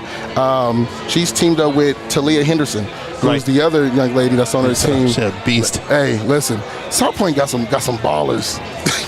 They got some ballers. So that's where Game Time came from. Yes, sir. What are some of the prospects that you can think back on that you've been fortunate enough to help get to the next level? Okay. What are some of the names and memories that stand out to you the most? Man, that's a good question. You don't put me on the spot there. I like that. I'm a podcaster, bro. You are a podcaster. You know what? So let me just think this through real quick. Okay, so somebody that just, I'm gonna tell you right now, just current. Okay, Gabe Smith. Okay, Gabe Smith is a quarterback from Walden Grove. Okay, love that kid to death. Listen, I've been talking and been knowing him since freshman, sophomore year, and we have a very great relationship where he knows he can call me anytime. Another young man is my guy, number 76, out here in Mica Mount, KJ Ellsworth. Again, I've been knowing him since he's a freshman. I would say pass.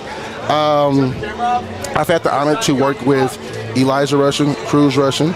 So both of them, the Russian family, they're awesome.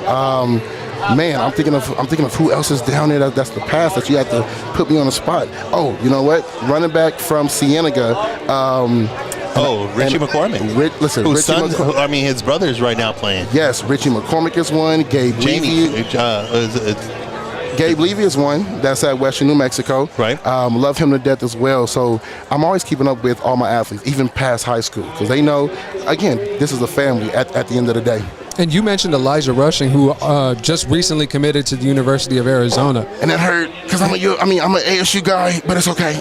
I still love him. And you being an ASU guy, how do you feel about the upcoming move with ASU and U of A moving out of the Pac-12 and into the Big 12? Man, listen. Half of me is hurt, right? Because I wanted the Pac-12 to figure it out. But then again, let's be honest, it's about the money.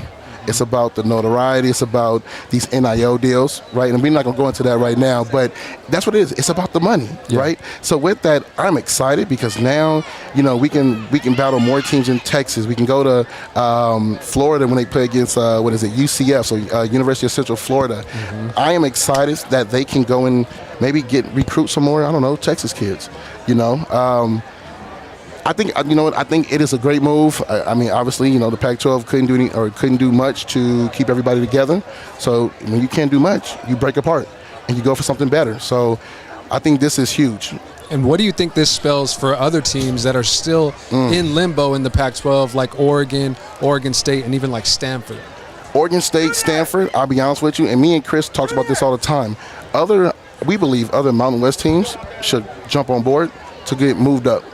Okay, to replace the schools that left, for instance, and not even Mountain West, but let's just say if we had like close by schools, San Diego State, New Mexico State, University of New Mexico, just some of those schools to kind of join in, again, just to keep the Pac-12 or even the Pac-10, you know what I mean? Just kind of keep them joined in, cohesive. Because I'm going to tell you right now, it ain't the Pac-12 no more. It ain't the Pac-10. It's like the Pac-4. Yeah, it's slowly dwindling down. It is, so it's we shall see. But listen, everybody, the game is about to start, and I don't want to take up too much of everybody's time. I want y'all to keep listening on to Varsity Breakdown, So AZ. The game is starting in 15 seconds, so we got 15 seconds to just get this thing going. Rodney Cox, Game Time Recruiting Consultant, holla at your boy, yay! And that was Rodney Cox of Game Time Recruiting and Consulting, everybody. And it's always a great time to actually have Rodney with us and get his insight and perspective of not only the game, but everything that's going around in the sports world. I can't. I definitely enjoyed that conversation from afar. You guys always bring a great atmosphere when we all get together, and it's always fun. Well, as soon as Rodney got into the booth, it completely changed the energy shift. Well, we're starting this third quarter as slip Ja'Kai on that. Robertson is going to take the ball up to the 20-yard line. And so as we get this third quarter underway, We're sending Rodney off to go kiss some babies and shake hands with some moms and dads.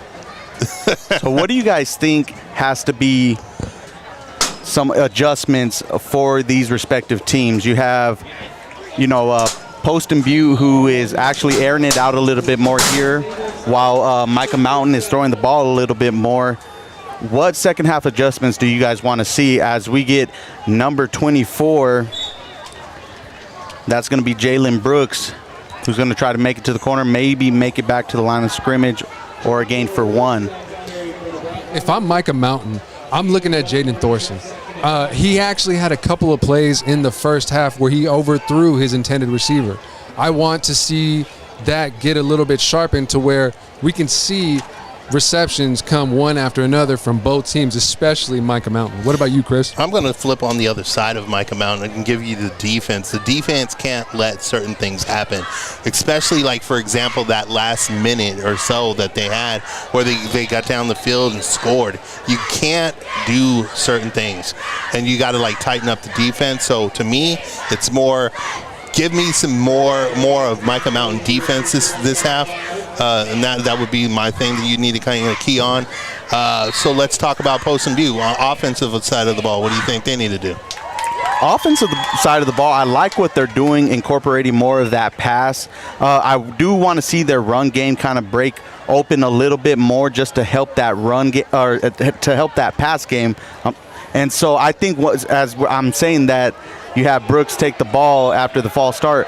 But I think once they're able to break open that run game, it's going to be an added weapon to continue to pass the ball. On the defensive end, as we said early in the first half, Mica Mountain is only a couple plays away from having more touchdowns than what they have. And so once Thorson starts connecting with his receivers, Poston Butte needs to not allow those receivers to get behind them, because you've seen how many big plays that they have gotten, and we're going to have a flag on the play. You've seen as many big plays as they've gotten, and that could have been a very big game changer. So I just want to see them tidy it up on the defensive end. Looks like the foul on the field is going to be a face mask. At least that's what the ref was indicating, was a face mask. Yep. Yeah, so that's going to be a 15-yard penalty and an automatic first down for the Broncos. And this is what I was talking about. To me, I'm not upset with Mica Mountain's offense this game. They've come through or whatnot. Right now, it's like defense. You guys can't let little things, especially fouls and all those things, become a factor in this game, because all of a sudden you're helping out a team that is already showing you they'll strike right at you. But it's the first game of the season. Mistakes are going to be made. And Mica Mountain isn't harping on those mistakes, and they're definitely not holding their heads or hanging their heads low as we get a small pass and a big tackle. And that's going to be number 23, Michael Whitman on the catch. And it's going to be a first down for the Broncos. That hit was my man Devin Hayward coming through. Number 4 is definitely making a presence for the Thunderbolts. I know he just wants to get that reception going on the offensive end. Offensive side from him. But what I like is that both teams are playing very physical here today. I like my guy number 32, Xavier Johnson, as well. He's a solid cat. So 1st and 10 for the Broncos as we have a quarterback keeper on the read, and Lloyd's going to try to get a couple yards, and he's going to pick up 5 on the play. So a nice run for Lloyd as it's going to be 2nd and 5. And one thing you love to see is Kaysen Colbert makes the big tackle there, is the tremendous sportsmanship on both sides. He makes that big tackle, and he's able to help Mason Lloyd up. So that's something that you love to see.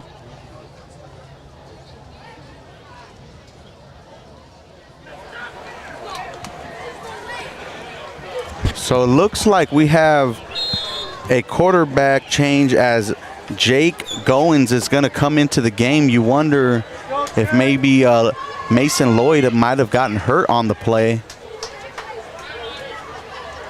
As Goins is going to hand it off to 24 Brooks. You know who's what? Going to have enough for the first down. You know what I will say is I've seen a lot of good sportsmanship in this game. A lot of picking up kids. A lot of hey, look, we're here to play game. Play ball. So I'm really liking the attitude here. And Chris, I got a question for you. Go ahead. Mica Mountain, we've talked about this previously, is pretty much a new school. Mm-hmm. What schools did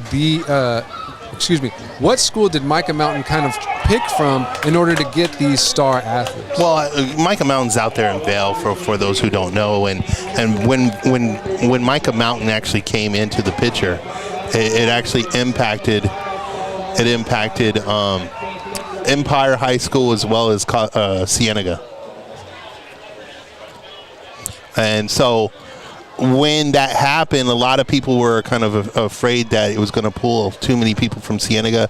Cienega has kind of, I wouldn't say it's crippled, but there's so many people, so many things growing out there in the Bell area and district. So it's a nice added, and it goes to show how big the football community is out there. So Brooks is going to pick up another run for the first down, and for the time being, we have Goins in at quarterback. I think maybe you have Mason Cade getting a little cramped there. He's getting stretched by the trainer. But it still seems like the Broncos haven't skipped a beat, and it's starting to get that running game going. And those are the things that you got to see how much endurance a team has here in the second half, especially when the offense is running the ball on multiple occasions and you can't seem to get off the field. Who's getting worked out by the trainer? That'd be number 15, Mason Cade for the Broncos. It's funny because we had a Mason Cade, didn't we, over on Sabino? Mason Lloyd, I'm sorry. I was like, wait, hold on. That's ironic. So Goins is trying to scramble to the right, and we're going to have a completion. This has been an interesting. Incomplete pass. And so it's going to be a 3rd and 10 for the Broncos. I don't throw nothing past these Broncos right now, man. It's going to be a big 3rd down here, too. If you're the Thunderbolts, you want to get off the field right now and get the ball back into your offense. As Mason Lloyd looks like he's going to be back in the ball game under center. And so he's going to hand the ball off, but we got a fumble on the play, and it's going to be recovered by the Thunderbolts. Wow. As it looks like that's the kind of thing that they need to turn over the momentum over towards Mica Mountain. And it's going to be number 44 Colbert on the recovery of the fumble. He got stung a little because he was kind of gingerly going over to the sideline, Colbert. But still a big play for the Thunderbolts, as now they take over on the 46-yard line. And we just talked about turnovers and how teams cannot have them, especially when you have a drive going. And so let's see if this proves costly for the Broncos. There's a lot of good stuff going on at this game, man. I'm telling you right now. You're getting a little bit of everything, definitely. So the Broncos are going to the Thunderbolts are going to come out in a shotgun formation.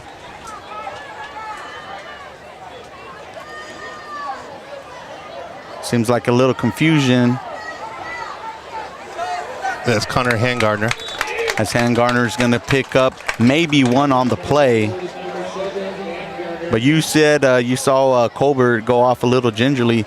It seems like we haven't seen a lot of him, whether it was late in the second quarter or here at the start of the third.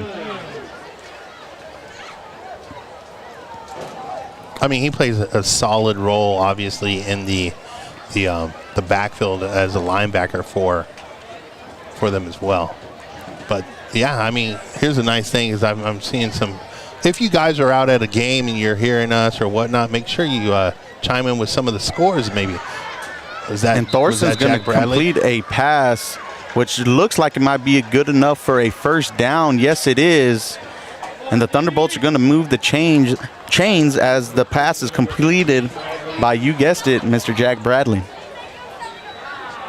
So what I saw here, Coach Q throwing it out. CDO was up 21-7 on Eastmark at the half. Another thing here, or at least I don't know if that was at now halftime. It's the Sabino Saguaro halftime was tied at 6. So we'll see what Eastmark is made of coming up to the 4A. As you have Garcia going in motion, and he's going to get the ball back and be tackled in the backfield. A big loss for the Thunderbolts, and now you have number 4, Hayward, who is down on the play. And like we said, those first games, cramping up. And the players are going to start cramping. As you know, it's hard to replicate live football when you're in the off season, and so, you know, being the first game, we saw that a lot with Coolidge and Sabino. Right. Is that kids were coming up with cramps, and so, you know, you hate to see it, but once they get it stretched out, I think the Hayward will be able to get back in the game. Pickle juice, pickle juice, pickle juice.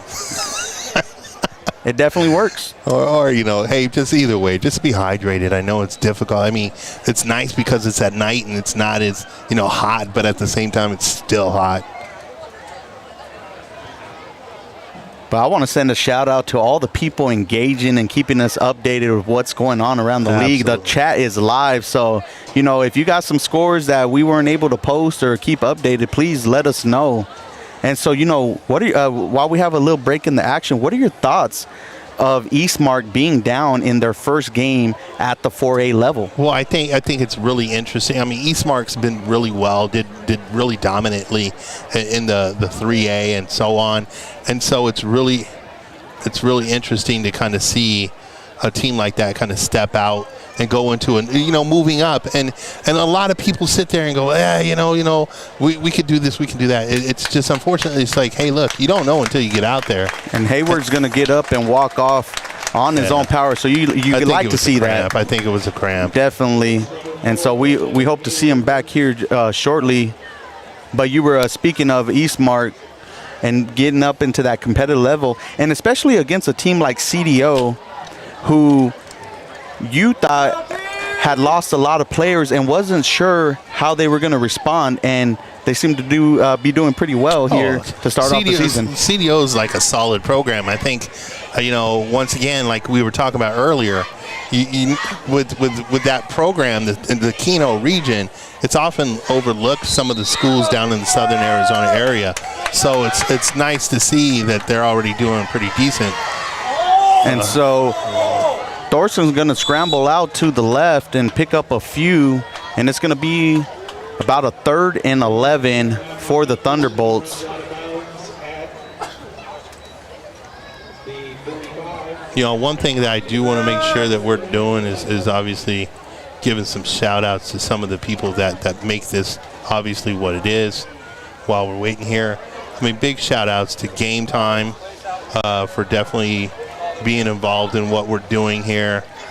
Get It In Sports, Pop Studios, and also, some of these other ones here as well.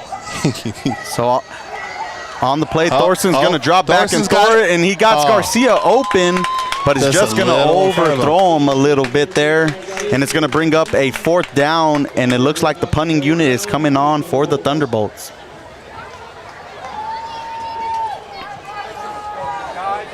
And now, if you're Poston Butte, what do you do to come back strong to make sure that you set the tone here in the middle of the 3rd quarter? Well, you got to let that fumble go on the play, get back to that run game. And you know what? I think they're going to want to add more points, of course. But the big question is, will the Thunderbolts punt it to Ja'Kai Robertson, who's had a magnificent game here in the special teams department? That's a good kick. They're definitely making him work for it. So Robertson's going to field it inside the 10. He's going to break a couple of tackles with the juke move, and he's going to pick up 15 as the the Broncos will start on their 25-yard line. It's funny because you see the three of them, like three of the Mica Mountains on both times, like even the one that kind of crippled them a lot on the last time. The three, they're coming in, they're ready to go, and then, boop, he's gone. It's always that quick first step. It seems like the speedsters kind of develop is that little jab step to make them go one way, and then they go the other way and pick up a big gain. So I'm going to put on the brakes, and they're going to fly right by. So we got a 1st and 10 for the Broncos. No, nobody got that. And Mason Lloyd is in, and it's going to be another bobble snap, but Lloyd's going to be able to do something with it, and he's going to pick up 3 on the play.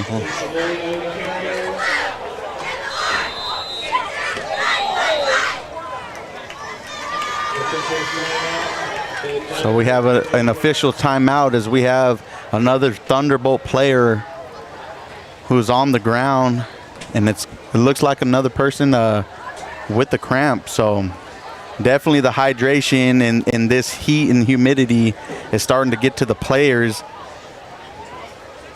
Yeah, we've had record-setting heat here in Arizona, so hydration is definitely going to play a factor with all of these student athletes in order for them to finish this game healthy. While we're getting our players off the field, I do want to kind of bring up, obviously, Get It In Apparel. I really want to give them a big shout out because they are actually going to be the sponsor for the game of the night on both sides. Who was the impact player for both of the game? We got some giveaways that are provided to us by Get It In Apparel, so big shout outs to them for what they do for the football community. I've seen a lot of different teams with Get It In uniforms this year, and it seems like they're just becoming more and more contagious in the Arizona community and so on.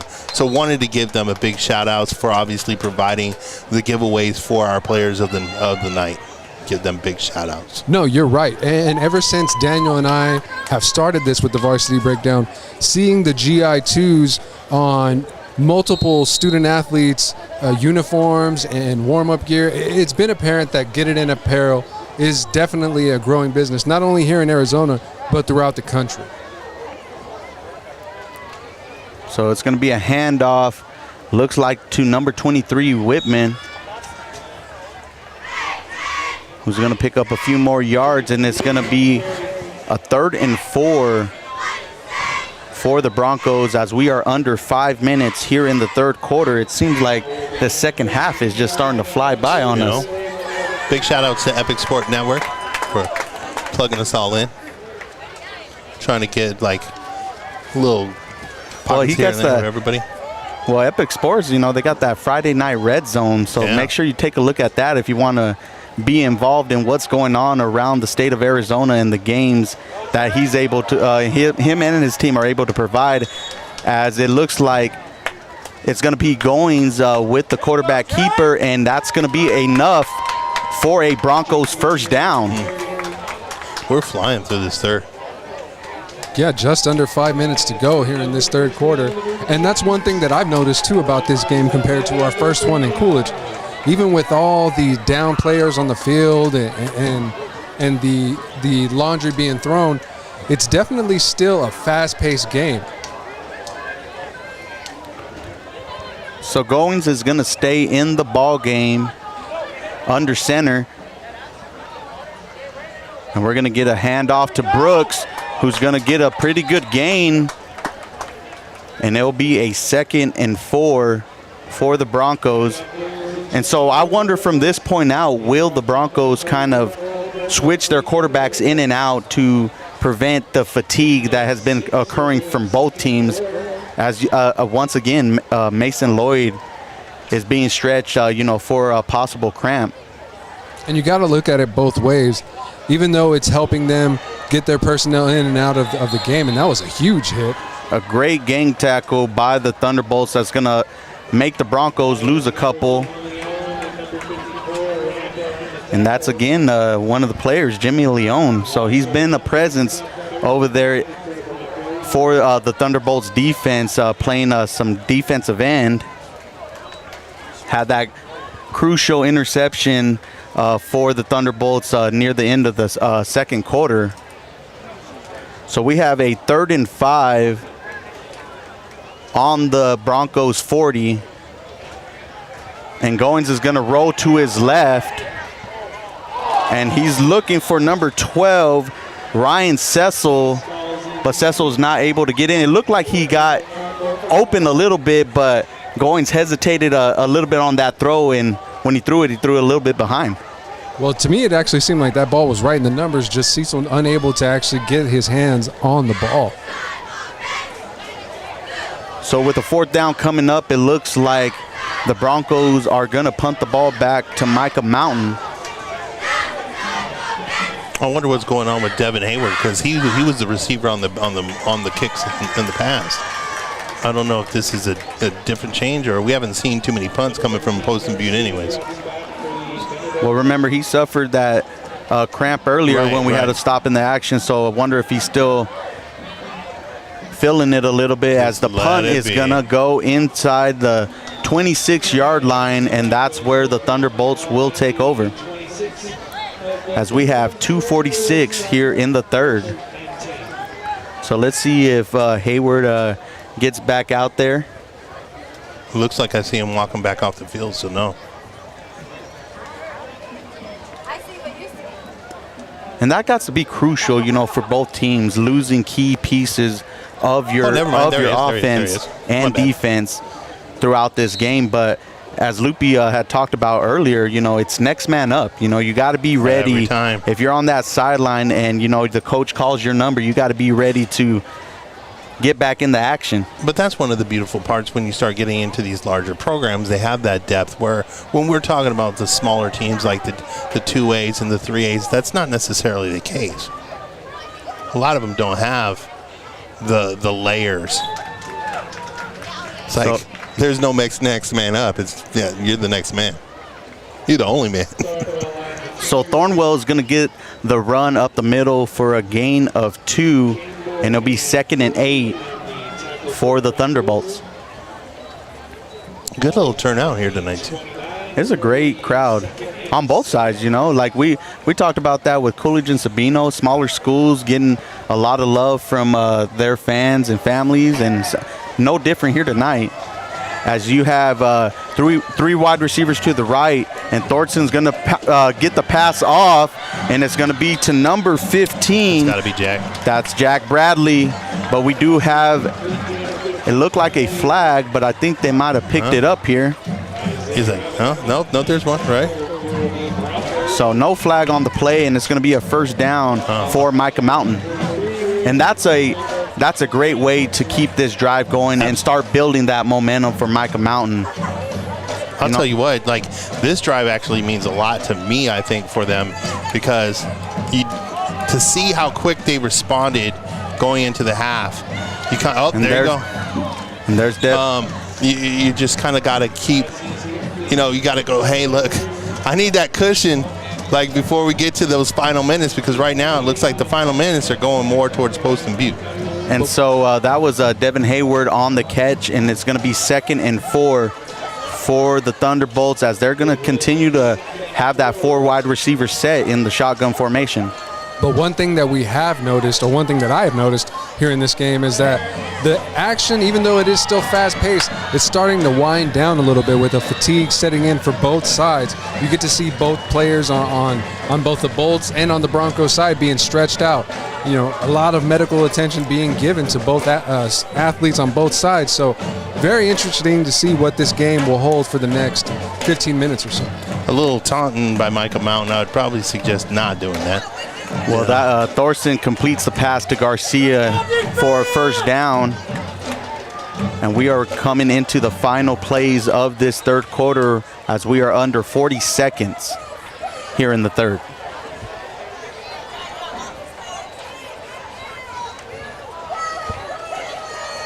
So Thorson's going to hand it off. Okay.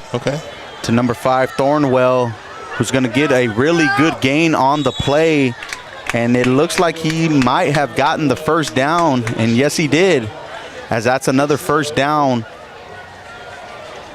for Mica Mountain. And what a strong run from Mica Mountain. JoJo's coming out, kind of looks like he got a stinger on the arm. Hopefully he's all right there. And number 20, Jordan Perry, is going to come into the game, as well as number 11, Will White. So a lot of substitutions here in the third quarter. And like we said, number 44, Colbert, maybe they're saving them for the defensive side. But either way, Mica Mountain's having a good drive here, especially on the ground. And that's going to do it for the third quarter as the lead stays the same. Poston Butte 22, Mica Mountain 21. And we'll be back for the start of the fourth quarter. ScoreStream brings the excitement of high school sports directly to your phone and computer. Join our fan-driven network where you can score games, cheer with other fans, and share your favorite photos and videos from every game. Create epic highlights and help your favorite team be seen on local and national media. Become a super fan and have an incredible season with ScoreStream.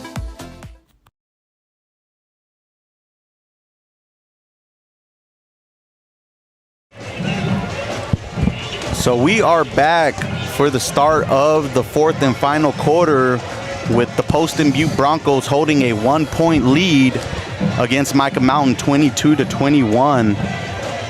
And we saw in that third quarter, we saw a lot of players coming up, whether it's cramps or coming up with stingers. So I'm interested to see how this fourth quarter is going to play. And it seems like who has the players that are healthy enough to carry their team to victory. Who's got enough gas in the tank to make it? And the humidity is definitely picking up here in Santan Valley. So it'll be interesting to see what happens in the remainder of this fourth quarter. So we have a 1st and 10 on the Broncos 35, as Thorson's going to hand it off to number 20, Perry, who's going to break. He's got some. There you go. He got a big gain of what looks like to be 13, about 15 yards. Yeah. And it's going to be 1st and 10, Mica Mountain, as now they are inside the 25-yard line. The winner will receive $133. And she's sitting right here. That's one.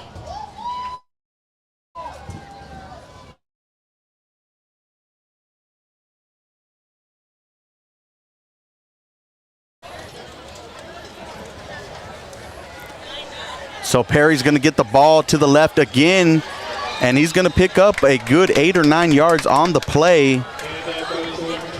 So I'll ask. So we got coming up at the end of the game to get it in, player of the games from both sides. I'll ask you guys who you're thinking on the Poston Butte side. Well, if I'm being honest on the Poston Butte side, I got to say it's one of these two guys. It's either going to be Ja'Kai Robertson or Mason Lloyd. Both are actually putting it all out there on the field to make sure that their team comes away with the win.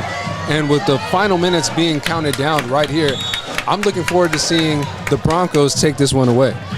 And so Perry's going to get the ball again, and we're going to have a 3rd and 1 on the play. So a big play for both teams here, and it looks like Perry is bringing a little bit of life back into the run game for the Thunderbolts. And that's that fresh legs coming in, and he's rested and ready to run the ball hard. So on this 3rd down play, you have a pistol formation, and you're going to get a handoff to number 7, and that's going to be Handgarner. And did he come up just short? He's short. So we have a 4th down and what looks like 1 yard or even inches to go, and a big play here to start the fourth quarter. I mean, if they stop it here, that's huge. And you know that Mica Mountain's going to go for it. You have to. You have not really anything to lose here. Well, right now, here comes the big question. Do you go for the field goal, which gives you the win, the lead, or do you go, obviously we see what they've chose to do. They're trying to extend the play. They're going to go for that one. Let's just see if they try to draw them off sides here. And we're going to get a timeout by Mica Mountain, as it looked like Coach Nugent just wanted to maybe draw them off sides. But you were speaking of a field goal. Yeah, you might see something right here. And that would be Landon Hubbard if they decide to send him out. We know he's been perfect here tonight with the point afters. but will they have enough trust in him to try to give the lead, to get the lead, or will they look to try to pick up the first down? Trust is a very good word. We saw him kick one off the pole just a little while ago, so I wonder if that trust is still at 100%, knowing that they are within distance, but his accuracy just isn't fully there tonight. So, I think for my get it in, or yes, back to that. My get it in player, I'm going to give it to Big 44. Okay. I got to go with him. You got to go with Colbert. Hey, but you know what? He's been bruising it. I'm surprised. I thought you might have win maybe even Thorson. Thorson's been having a good game as well. Thorson has been doing it. And Leon. Leon with the big interception. Yeah, that's definitely somebody I got. I'm going with the big guy. So it looks like Mica Mountain will send out the offense to try to pick up this 1 yard. And you hear the crowd here at Poston Butte get loud for the Broncos. And so they're going to do the quarterback sneak, and it looks like he has maybe, let's see the spot. Let's see the spot. We have we got the line judge signaling a first down. So a big first down for Mica Mountain with the quarterback sneak. And here again, you have another player down for Mica Mountain.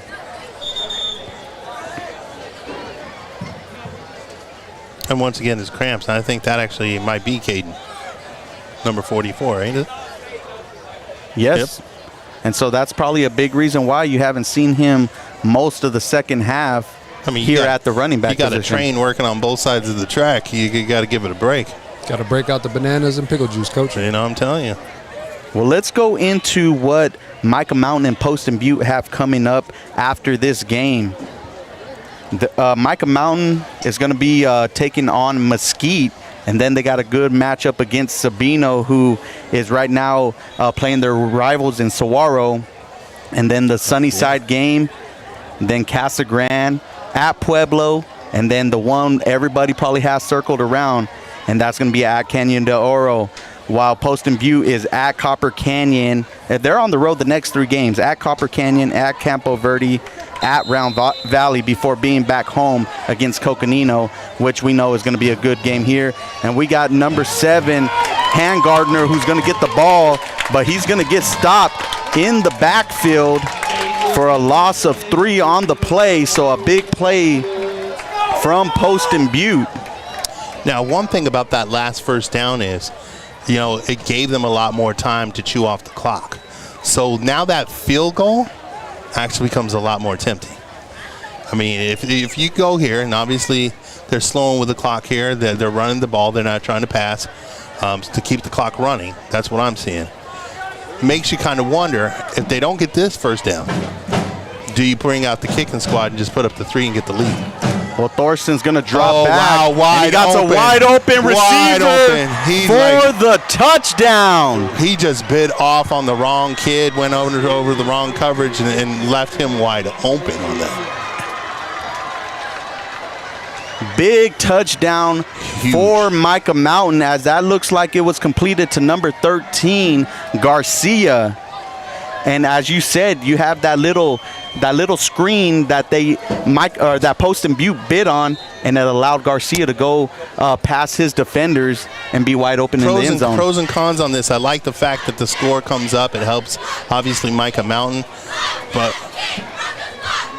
one of the things that I will say is this. It also, I know what to say. And it's the kick is up and good, as we have 9:04 left here in the fourth quarter, and Mica Mountain is now taking the lead. And that's the ugly part about that quick, fast score, is that now you still do have that 9 minutes. Remember, they were eating the clock up and giving Poston Butte 9 minutes to play with. We already know they don't need 9. Absolutely, and so we'll see, though, if Poston Butte does answer here. Will we possibly see their first field goal unit of the night? Because remember, they've gone for 2 every single time they've scored. Right.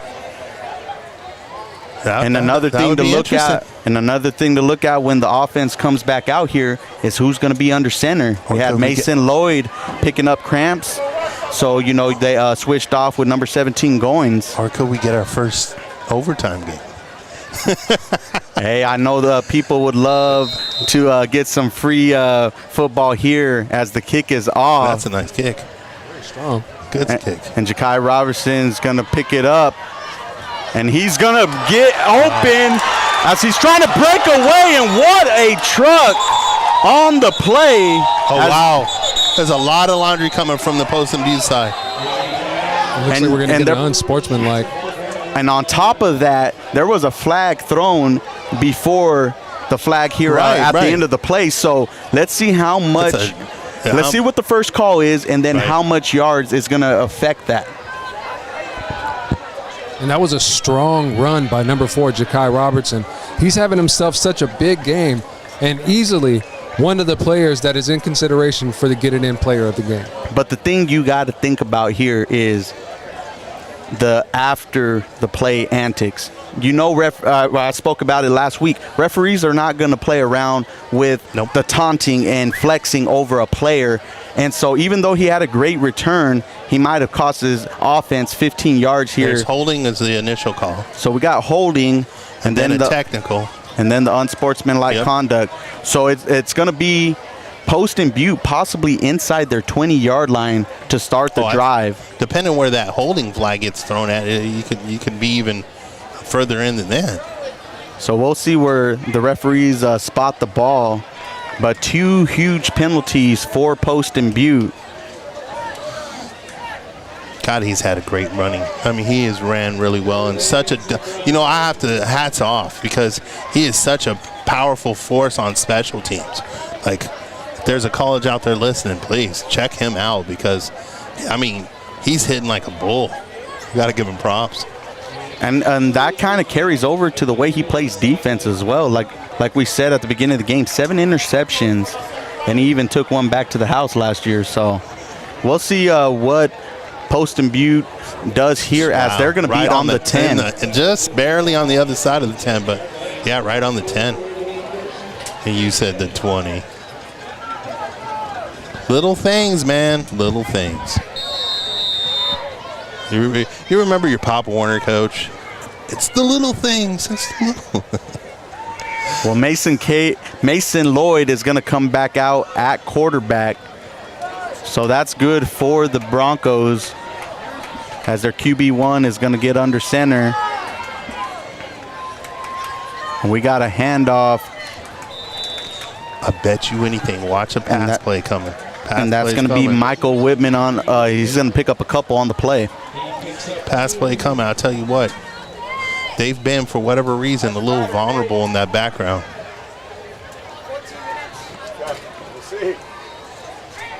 So we got a 2nd and 8.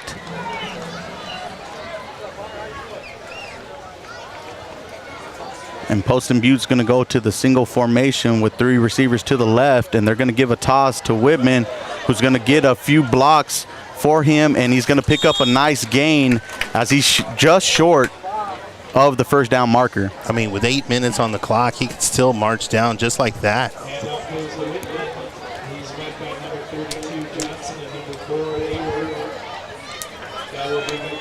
So we have a big 3rd and 1, and we're going to get a timeout. Oh, I'm sorry. I thought they were calling a timeout there. It was actually signaling the first down markers. The chains are moving. Let's move.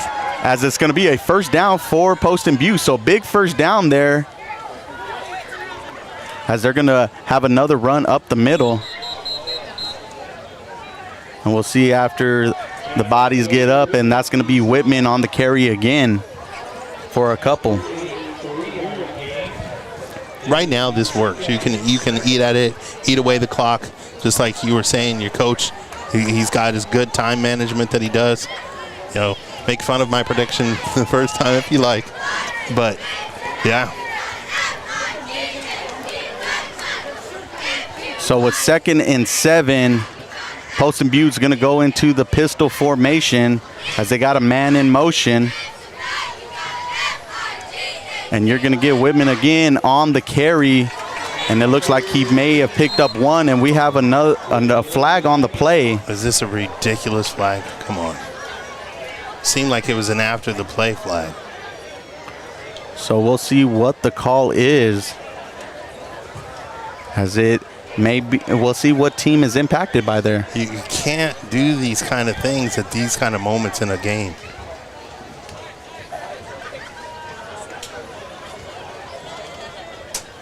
Especially with it being a one-possession game Yep. with just over Micah 7 Mountain. minutes to go. Giving them the first downs, you can't do that. A personal foul on Mica Mountain is going to move them 15 yards. And now the Broncos are on their own 40-yard line Not only with that, the you first gave and them 10. a new set of downs. And it's those penalties that you can't afford to have here late in the game. So pistol formation again, as it looks like it's going to be a handoff to number 8, who has an opening, and that is Terod Keisto, who's going to break it down the line for a Broncos touchdown. Terod Keisto on the run. What a play, 60 yards to now make things even here with 6:49 left in the fourth. And what a game we have on our hands. But like I said, Poston Butte now scored a touchdown to tie it. Do they send the field goal unit out? That's what I was just about to say. What are we doing? But I do not think so. Dane Thompson is going to send out his offense to go for 2, but what a change of events. You've seen Whitman get the ball on that dive multiple times, and then they just quickly change it up on you with one of their faster players, Terod Keisto, on the run. So here's the 2-point play for the Broncos, as now they got a pass, and they got, they had it wide open. Jalen Brooks, who was unable to secure it. Wow. So a great play. He was wide open. By all means, great play. But is this the moment where you sit there and go, maybe we should have tried to kick it? And that comes into question. All like you said, was the kick. Do you have the kicker? That's always the question. I'm thinking they don't. But either way, I mean, gutsy call. Hey, you go for the pass, even though the run. It was a great play, wide open. You just got to be able to snag it. And you know what? Mason Lloyd may have just put a little too much air on that one. Gotta finish. Hey, you know what? Hit you in the hands like that, you better catch it. Now that's what my Pop Warner coach used to tell me all the time. Touches your hands, you better catch it. So we have 6:49 left here in the ball game. Pop Warner coaches don't blame quarterbacks. And we have a tied ball game, 28-28. So who is gonna want it more? Hey. And we might even get what Chris predicted earlier was some extra football tonight. You never know. And remember, if things do go into overtime, I believe they start at the 25-yard line or inside the 20 on each possession, and you got to try to stop the other team. As we got Garcia, who's going to return the ball. He's going to cut back and try to get an opening, but is wrapped up by the Broncos at the 23-yard line. So it'll be 1st and 10. And we have another flag here on the play. I saw a little tug on the face mask, but I don't know if I would have called it, so I don't know what it could have been. Obviously, we know how it goes when you go against the grain. There's always a holding penalty somewhere there too. And it's over in that side of the field, so I wouldn't doubt it's a holding foul. And while we get a small break in the action, I want to give another thank you to Benji Guevara doing his thing and helping us out here in the broadcast team. And Benji, I got to ask you, how has your first experience been with the Varsity Breakdown in So AZ? Immaculate. One word, immaculate. Well, we're super happy to have you here, and we're looking forward to that post-game meal with you. I think we found our perfect cameraman, a man of no words. Hey. Or one word. He lets it all talk right here in the lens, and he's been doing such a great job here for us. As it looks like that may have been a penalty on Poston Butte. So I thought we were going to be kind of deep in. So we have a 1st and 10 now on the 38-yard line. So maybe that face mask was something. I know you saw it, and so did the referee there. So we got Thorson in shotgun, and he's going to hand the ball off to the big man. And it looks like he'll get a gain of 2 on that one. So Colbert is back in the game, and we'll see how that cramping is feeling. And you know what? I know that they want to be able to pound the ball and try to run some of this clock off, or maybe even set up a play action as they did near their red zone last drive. They've had a lot of success with some of their other running backs. So, I mean, it's nice to see the depth of Mica Mountain when it comes to their backfield.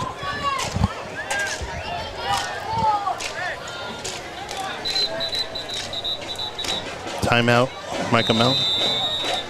So we're going to have a timeout by Mica Mountain with 6:22 left, and that will leave 2 timeouts. You know, I'm going to let you say some love for some of our sponsored people who come out. Yes, most definitely. We want to send a big thank you to Get It In Apparel, who's supplying the gear for our players of the game. And you want to give a very special shout out to Pop Studio out in Tucson, Arizona. Pop Studio responsible for some of the great video content released by the Varsity Breakdown and So AZ Football. And ScoreStream, an app we are now using to be able to stay updated for all of our scores. So if you're trying to stay updated and give us a score update, please download the app of ScoreStream. And we can't forget Wings y Mas. Established in 2023, a new wing spot in Tucson, Arizona. If you are down in the 520, please give them a visit and tell them the Varsity Breakdown sent you. And of course, Game Time Recruiting and Consulting, Mr. Rodney Cox doing his thing, trying to get kids who love playing sports to the next level. Thank you to Game Time Recruiting and Consulting. So we are back with a 2nd and 7 after the Mica Mountain timeout, as Thorson is going to go and roll to the left and complete a pass to Jimmy Leon, who's going to pick up a big game. Yep. So now you got Leon doing his thing at tight end with a big gain right there. I mean, I think what happened was they were probably going to look for something else, but the pocket collapsed really quick on the quarterback, so he had to look for that first receiver, and boom, there he was. Got to always have that down check right there. Know, hey. And you know what? That's where a man like Gronkowski always used to make his living until he started going down the middle. It's like all those down checks, especially if you have a big guy like Leon there. And it's funny that you mentioned Gronkowski, because getting to see Leon on the field, he definitely resembled that body type of a Rob Gronkowski. Well, now you got big 44 Colbert, who's going to pick up a few on the play, and it's going to be a 2nd down and what looks like 7. He's limping again. And so you got, as Colbert's going to go out of the game. You're my dog, Colbert. I'm sending it to you. 5:45 left in the ball game.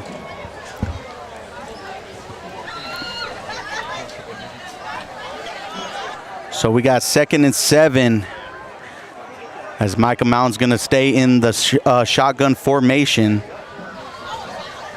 And they're going to go back for a pass. And we got a flag on the play a little bit late. So let's see. We got a false start on Mica Mountain, and that's going to push them 5 yards back. Giving that free real estate. As it's 2nd and 12 with 5:27 left here in the 4th.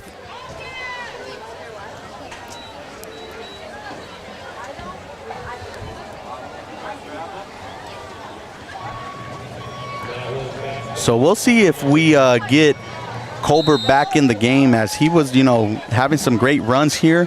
But I think at this point, do you chew up some clock, or are you trying to get in the end zone? Look, right about now, I'm just trying to get the real estate. I'm trying to put up the scores, try to get something. Let my defense try to go ahead and do something on the field. So Thorson's going to drop back. He's going to roll out after the rush, and he's just going to get rid of it. Good awareness from number 2. But now that brings up a 3rd and 12 for Mica Mountain. And this could be a big deciding factor here in the ball game. Big. So but you know what? I'm going to say this. Big hats off to the game. Like, we came up here remembering last year's score, the 40-0, and this has been anything but like what you would have probably kind of come up with a conclusion before coming to a game. No, you're 100% right. This is definitely something that I didn't anticipate, but it's ultimately exciting nonetheless. I mean, So you're going to have Thorson in shotgun formation with Thornwell in the backfield. Garcia's going to come in motion as Thorson's going to do a little play action and heave it up. nope. And it's just going to be a little long for Jack Bradley. And now it brings up a fourth down. And it looks like the Thunderbolts are going to punt the ball back to Poston Butte. And now we're under 5 minutes. So now it's definitely getting closer to crunch time. So if you're Mica Mountain, you can't afford to make those type of mistakes within the next few minutes. I think you got to punt this ball and try to bury him as far as you can. Make the whole field become a situation to kind of help you. But then again, you also can't let anything go over the top of you. Mm-hmm. I mean, we've seen a lot of little quick backs, trickery kind of runs that have taken them to the house, which happened the last time. And let's see if the punter tries to kick it away from over here on the Ja'Kai right Robertson. I know it's a tough deal to ask, but if you get the ball in his hands, we've seen what he's been able to do with it tonight. As he's going to let it go into the end zone. Great punt. That's all right. He didn't get a return, so I'm okay with that. Great punt by number 30. I know you guys. And that's going to be Riley Carson. I know you guys are the Poston Butte guys. I'm over here. Great guy. Good job by my guys. Hey, but you know what? That is definitely smart. I would take the touchback over especially the way he's been playing. Over definitely giving the ball back in the hands of Ja'Kai. So with 4:44 left here in the ball game, it's 1st and 10, Poston Butte at their own 20. And it looks like we may be going down to the wire, but now I'm interested to see how aggressive Poston Butte comes out here on this first play.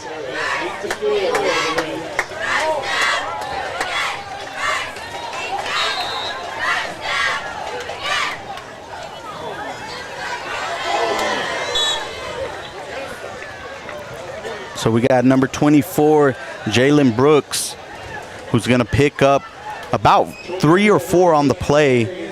We got just under 4:30 now, as it's going to be 2nd and 7. And Brooks is brought down by Colbert, doing it on both sides of the ball right now, and definitely a huge factor in this football game. He's definitely fighting through those cramps, as we got a pass that is bobbled up in the air, intended for number 3, Tristan Wenta. Once again, want to shout out, please, if you are following us tonight, make sure that you like and subscribe to the page. You know, we always do appreciate you guys coming through and supporting. So definitely, if you are on the channel, press the subscribe button. So a big 3rd and 7 here for the Broncos. 4:10 left in the ball game. And we got Mason Lloyd rolling out to his right, and he's going to be wrapped up and brought down by none other than Jimmy Leon. Give it. Hats off to Jimmy, man. Big sack by number 1, and that's going to bring up a 4th down for the Broncos, who are going to punt it back to Mica Mountain. Jimmy's pleading his case. He heard me say that I already picked 44. No, you said you picked 44. If I'm being honest, number 1 is my lock. Well, we'll see how this game plays out. I mean, both teams are fighting so hard. You know, back and forth. It's going to go down to the wire. Well, here we go. All it takes is a field goal to end this puppy. Depending on. So Jay Goins back to punt. Smart play. And you're going to have number 3, Noah Dickerson, on the return. And he's going to drag some people with him as he is inside the 35-yard line. Ooh. And they got the clock stopped at 3:15. So 1st and 10 for Mica Mountain at the 34-yard line. I'm not putting nothing past Poston Butte, even if they go in and do something right now. I can't. I just can't do it. Poston Butte can come back. Even if anything happens here, that better be 0 on the times. Well, both teams here are proving exactly why 4A football in Arizona is so exciting. Right. We talked about the 4A Keno region. We talk about the 4A East Sky region. And this is something that you can expect every Friday night from these two regions. So the Thunderbolts are going to run the ball with number 7, Handgardner, who's going to get a couple on the play, and that's going to keep the clock going as now we're under 3 minutes. And that just shows the strength of Handgardner for the play to finish with him on both of his feet. So 2nd and 7. Technically, was he still on his feet? I think they might have picked him up. I love you, CJ. Or actually, sorry, that's the older brother, CJ Handgardner. Big shout-outs to him, but Connor's Handgardner, that's my guy, too. So now you have number 20, Jordan Perry, in the ball game. Remember how explosive he was, as there's another flag on the play. Oh, looks like encroachment on the defense. So we're going to have offsides on Poston Butte. So that's going to move Mica Mountain up 5 yards, and it will be a 2nd and 2 instead of a 3rd and 7. You can't do this. Not this close. Not this close to the red zone. Can't do it. And the clock is running as now we're under 2:20 with Mica Mountain trying to knock on that door. So Thorson's going to hand off to Perry, who's going to be stood up. Ooh. And we have a penalty on the play. So let's see what the call is made right there by the referee. What's going on? So he on? might have saw something. And we're going to have a face mask on Poston Butte. So 15 yards after such a great play to stop Mica Mountain. My hands were clapping for Poston Butte. Like, that was a solid, stop. Here you got like 2nd and 2 yards. And all of a sudden, boom, hit him like a brick wall. And next thing you know, you're walking 15 yards down the field. Just careless penalties, though, are costing the Broncos right now. And it's definitely going to show when the game wraps up here in just under 2 minutes. So now we have a 1st and 10 just outside the 20-yard line. And the clock is continuing to run as Perry is going to get the handoff. And we saw that explosiveness earlier in the game. And he's going to pick up around 3 yards. Just manage ball. No little fumbles, nothing like that. Manage the ball.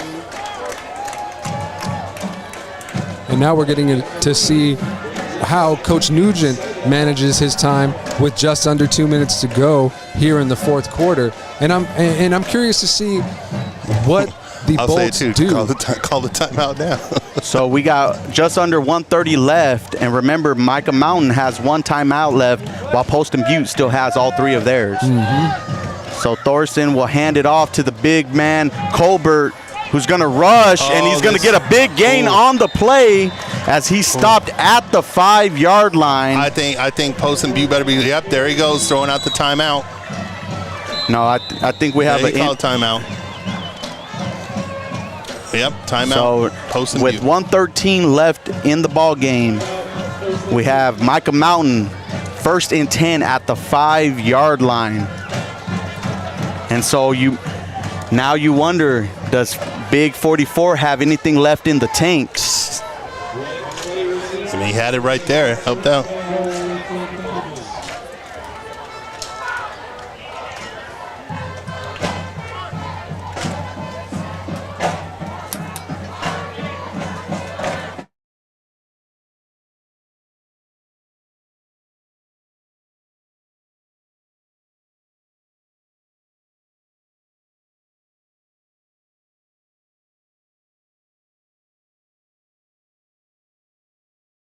Either way, try to grab your sizes. I don't know what's in that box.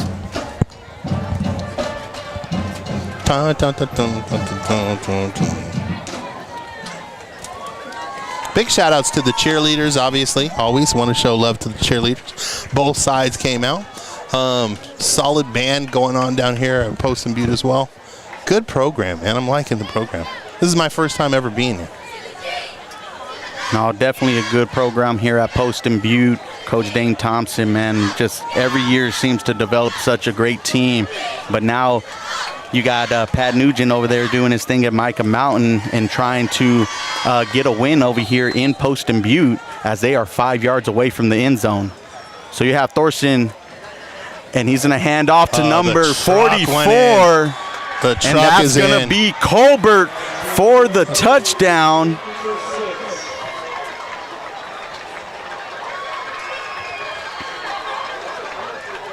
Big man trucking. What a play, just right up the middle, as now the lead is 34-28 for Mica Mountain. But I'll say this, there's still a minute up on that board. And knowing Poston Butte, don't take more than that. A minute and 8 seconds to be exact. We'll see how this field goal goes for Mica Mountain. And it's up, and it's no good. Ooh, that could be important. Big miss That by could the be kicker for Mica Mountain as the lead sits at 6, 34-28. Get your first game jitters out, boys.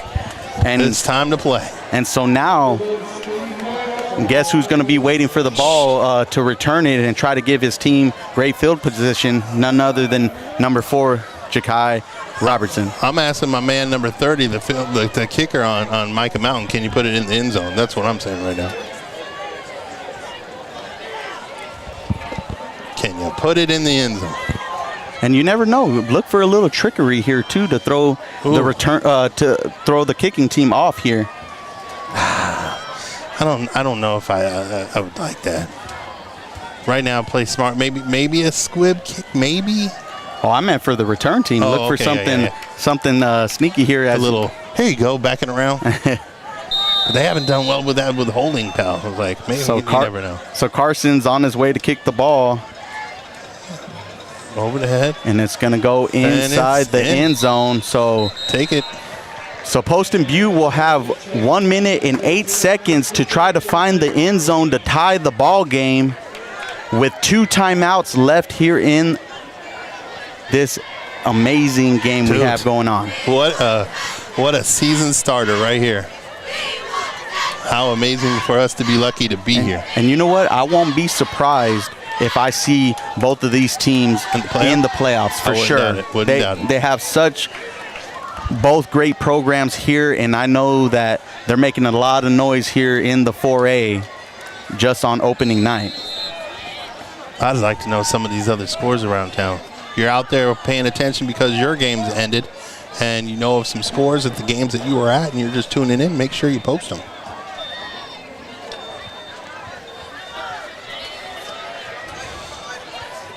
So we'll see what Mason Lloyd can do to help drive his team for possibly a game-winning drive, as it's not going to start off so well, as we're going to have a false start on the offense.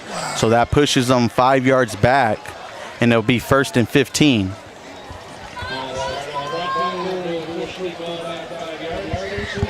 But remember, we thought at the end of the second quarter, both teams were going to sit there and kind of let the clock run out, and they both scored so fast. That's why I'm saying there's still one await on that clock. I ain't saying nothing.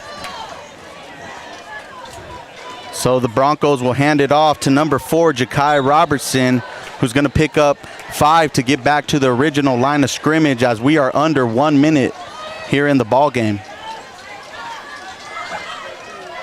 Lloyd's going to roll to his right, and he's going to be sacked. He got 8. He ate him up. 51. Wow. And I think that might have been number 1. It was 51. It was 51. So 51, that's going to be Jason Criswell. He came up and just said, I'm going to eat a snack right here before I go on the bus right home. So we have 39 seconds left here in the ball game. Poston Butte with 1 timeout. And it looks like it's going to be about a 3rd and 20. But we've seen this too. Like you think this is out of the way. I wouldn't doubt coaches over here kind of develop something.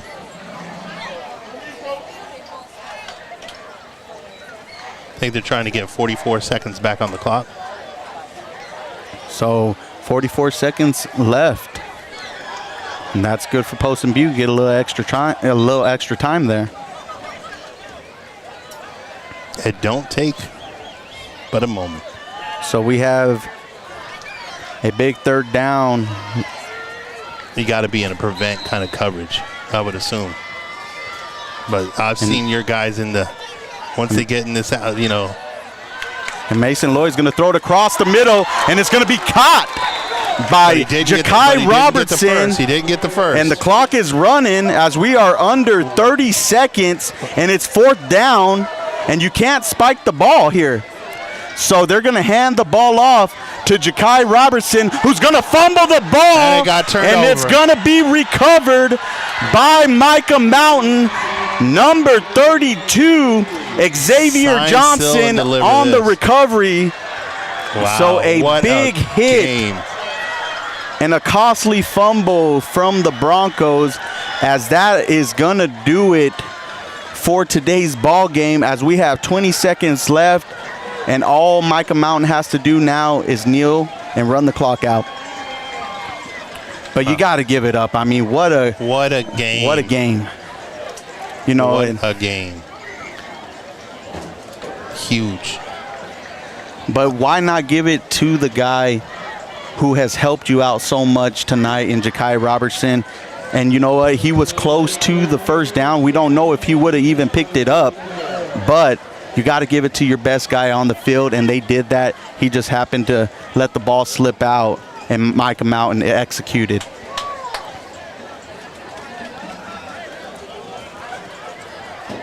But as we get ready to close out this game, we want to thank everybody for joining us here today. Our second week of football has come and gone, and it's been a great 2 games. You know, definitely high action. And I want to say big shout outs, obviously, to Poston Butte for allowing us to have this opportunity.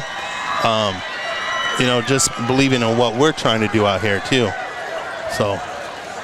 And that is going to do it for us over here at Poston Butte High School, as the Mica Mountain Thunderbolts defeat the Poston Butte Broncos by a final score of 34-28. Thank you all for joining us here tonight. Thank you to our sponsors, and keep following us here on YouTube at SoAZVB Network. And we'll see you next week down in the Old Pueblo, as it's Vista Grande taking on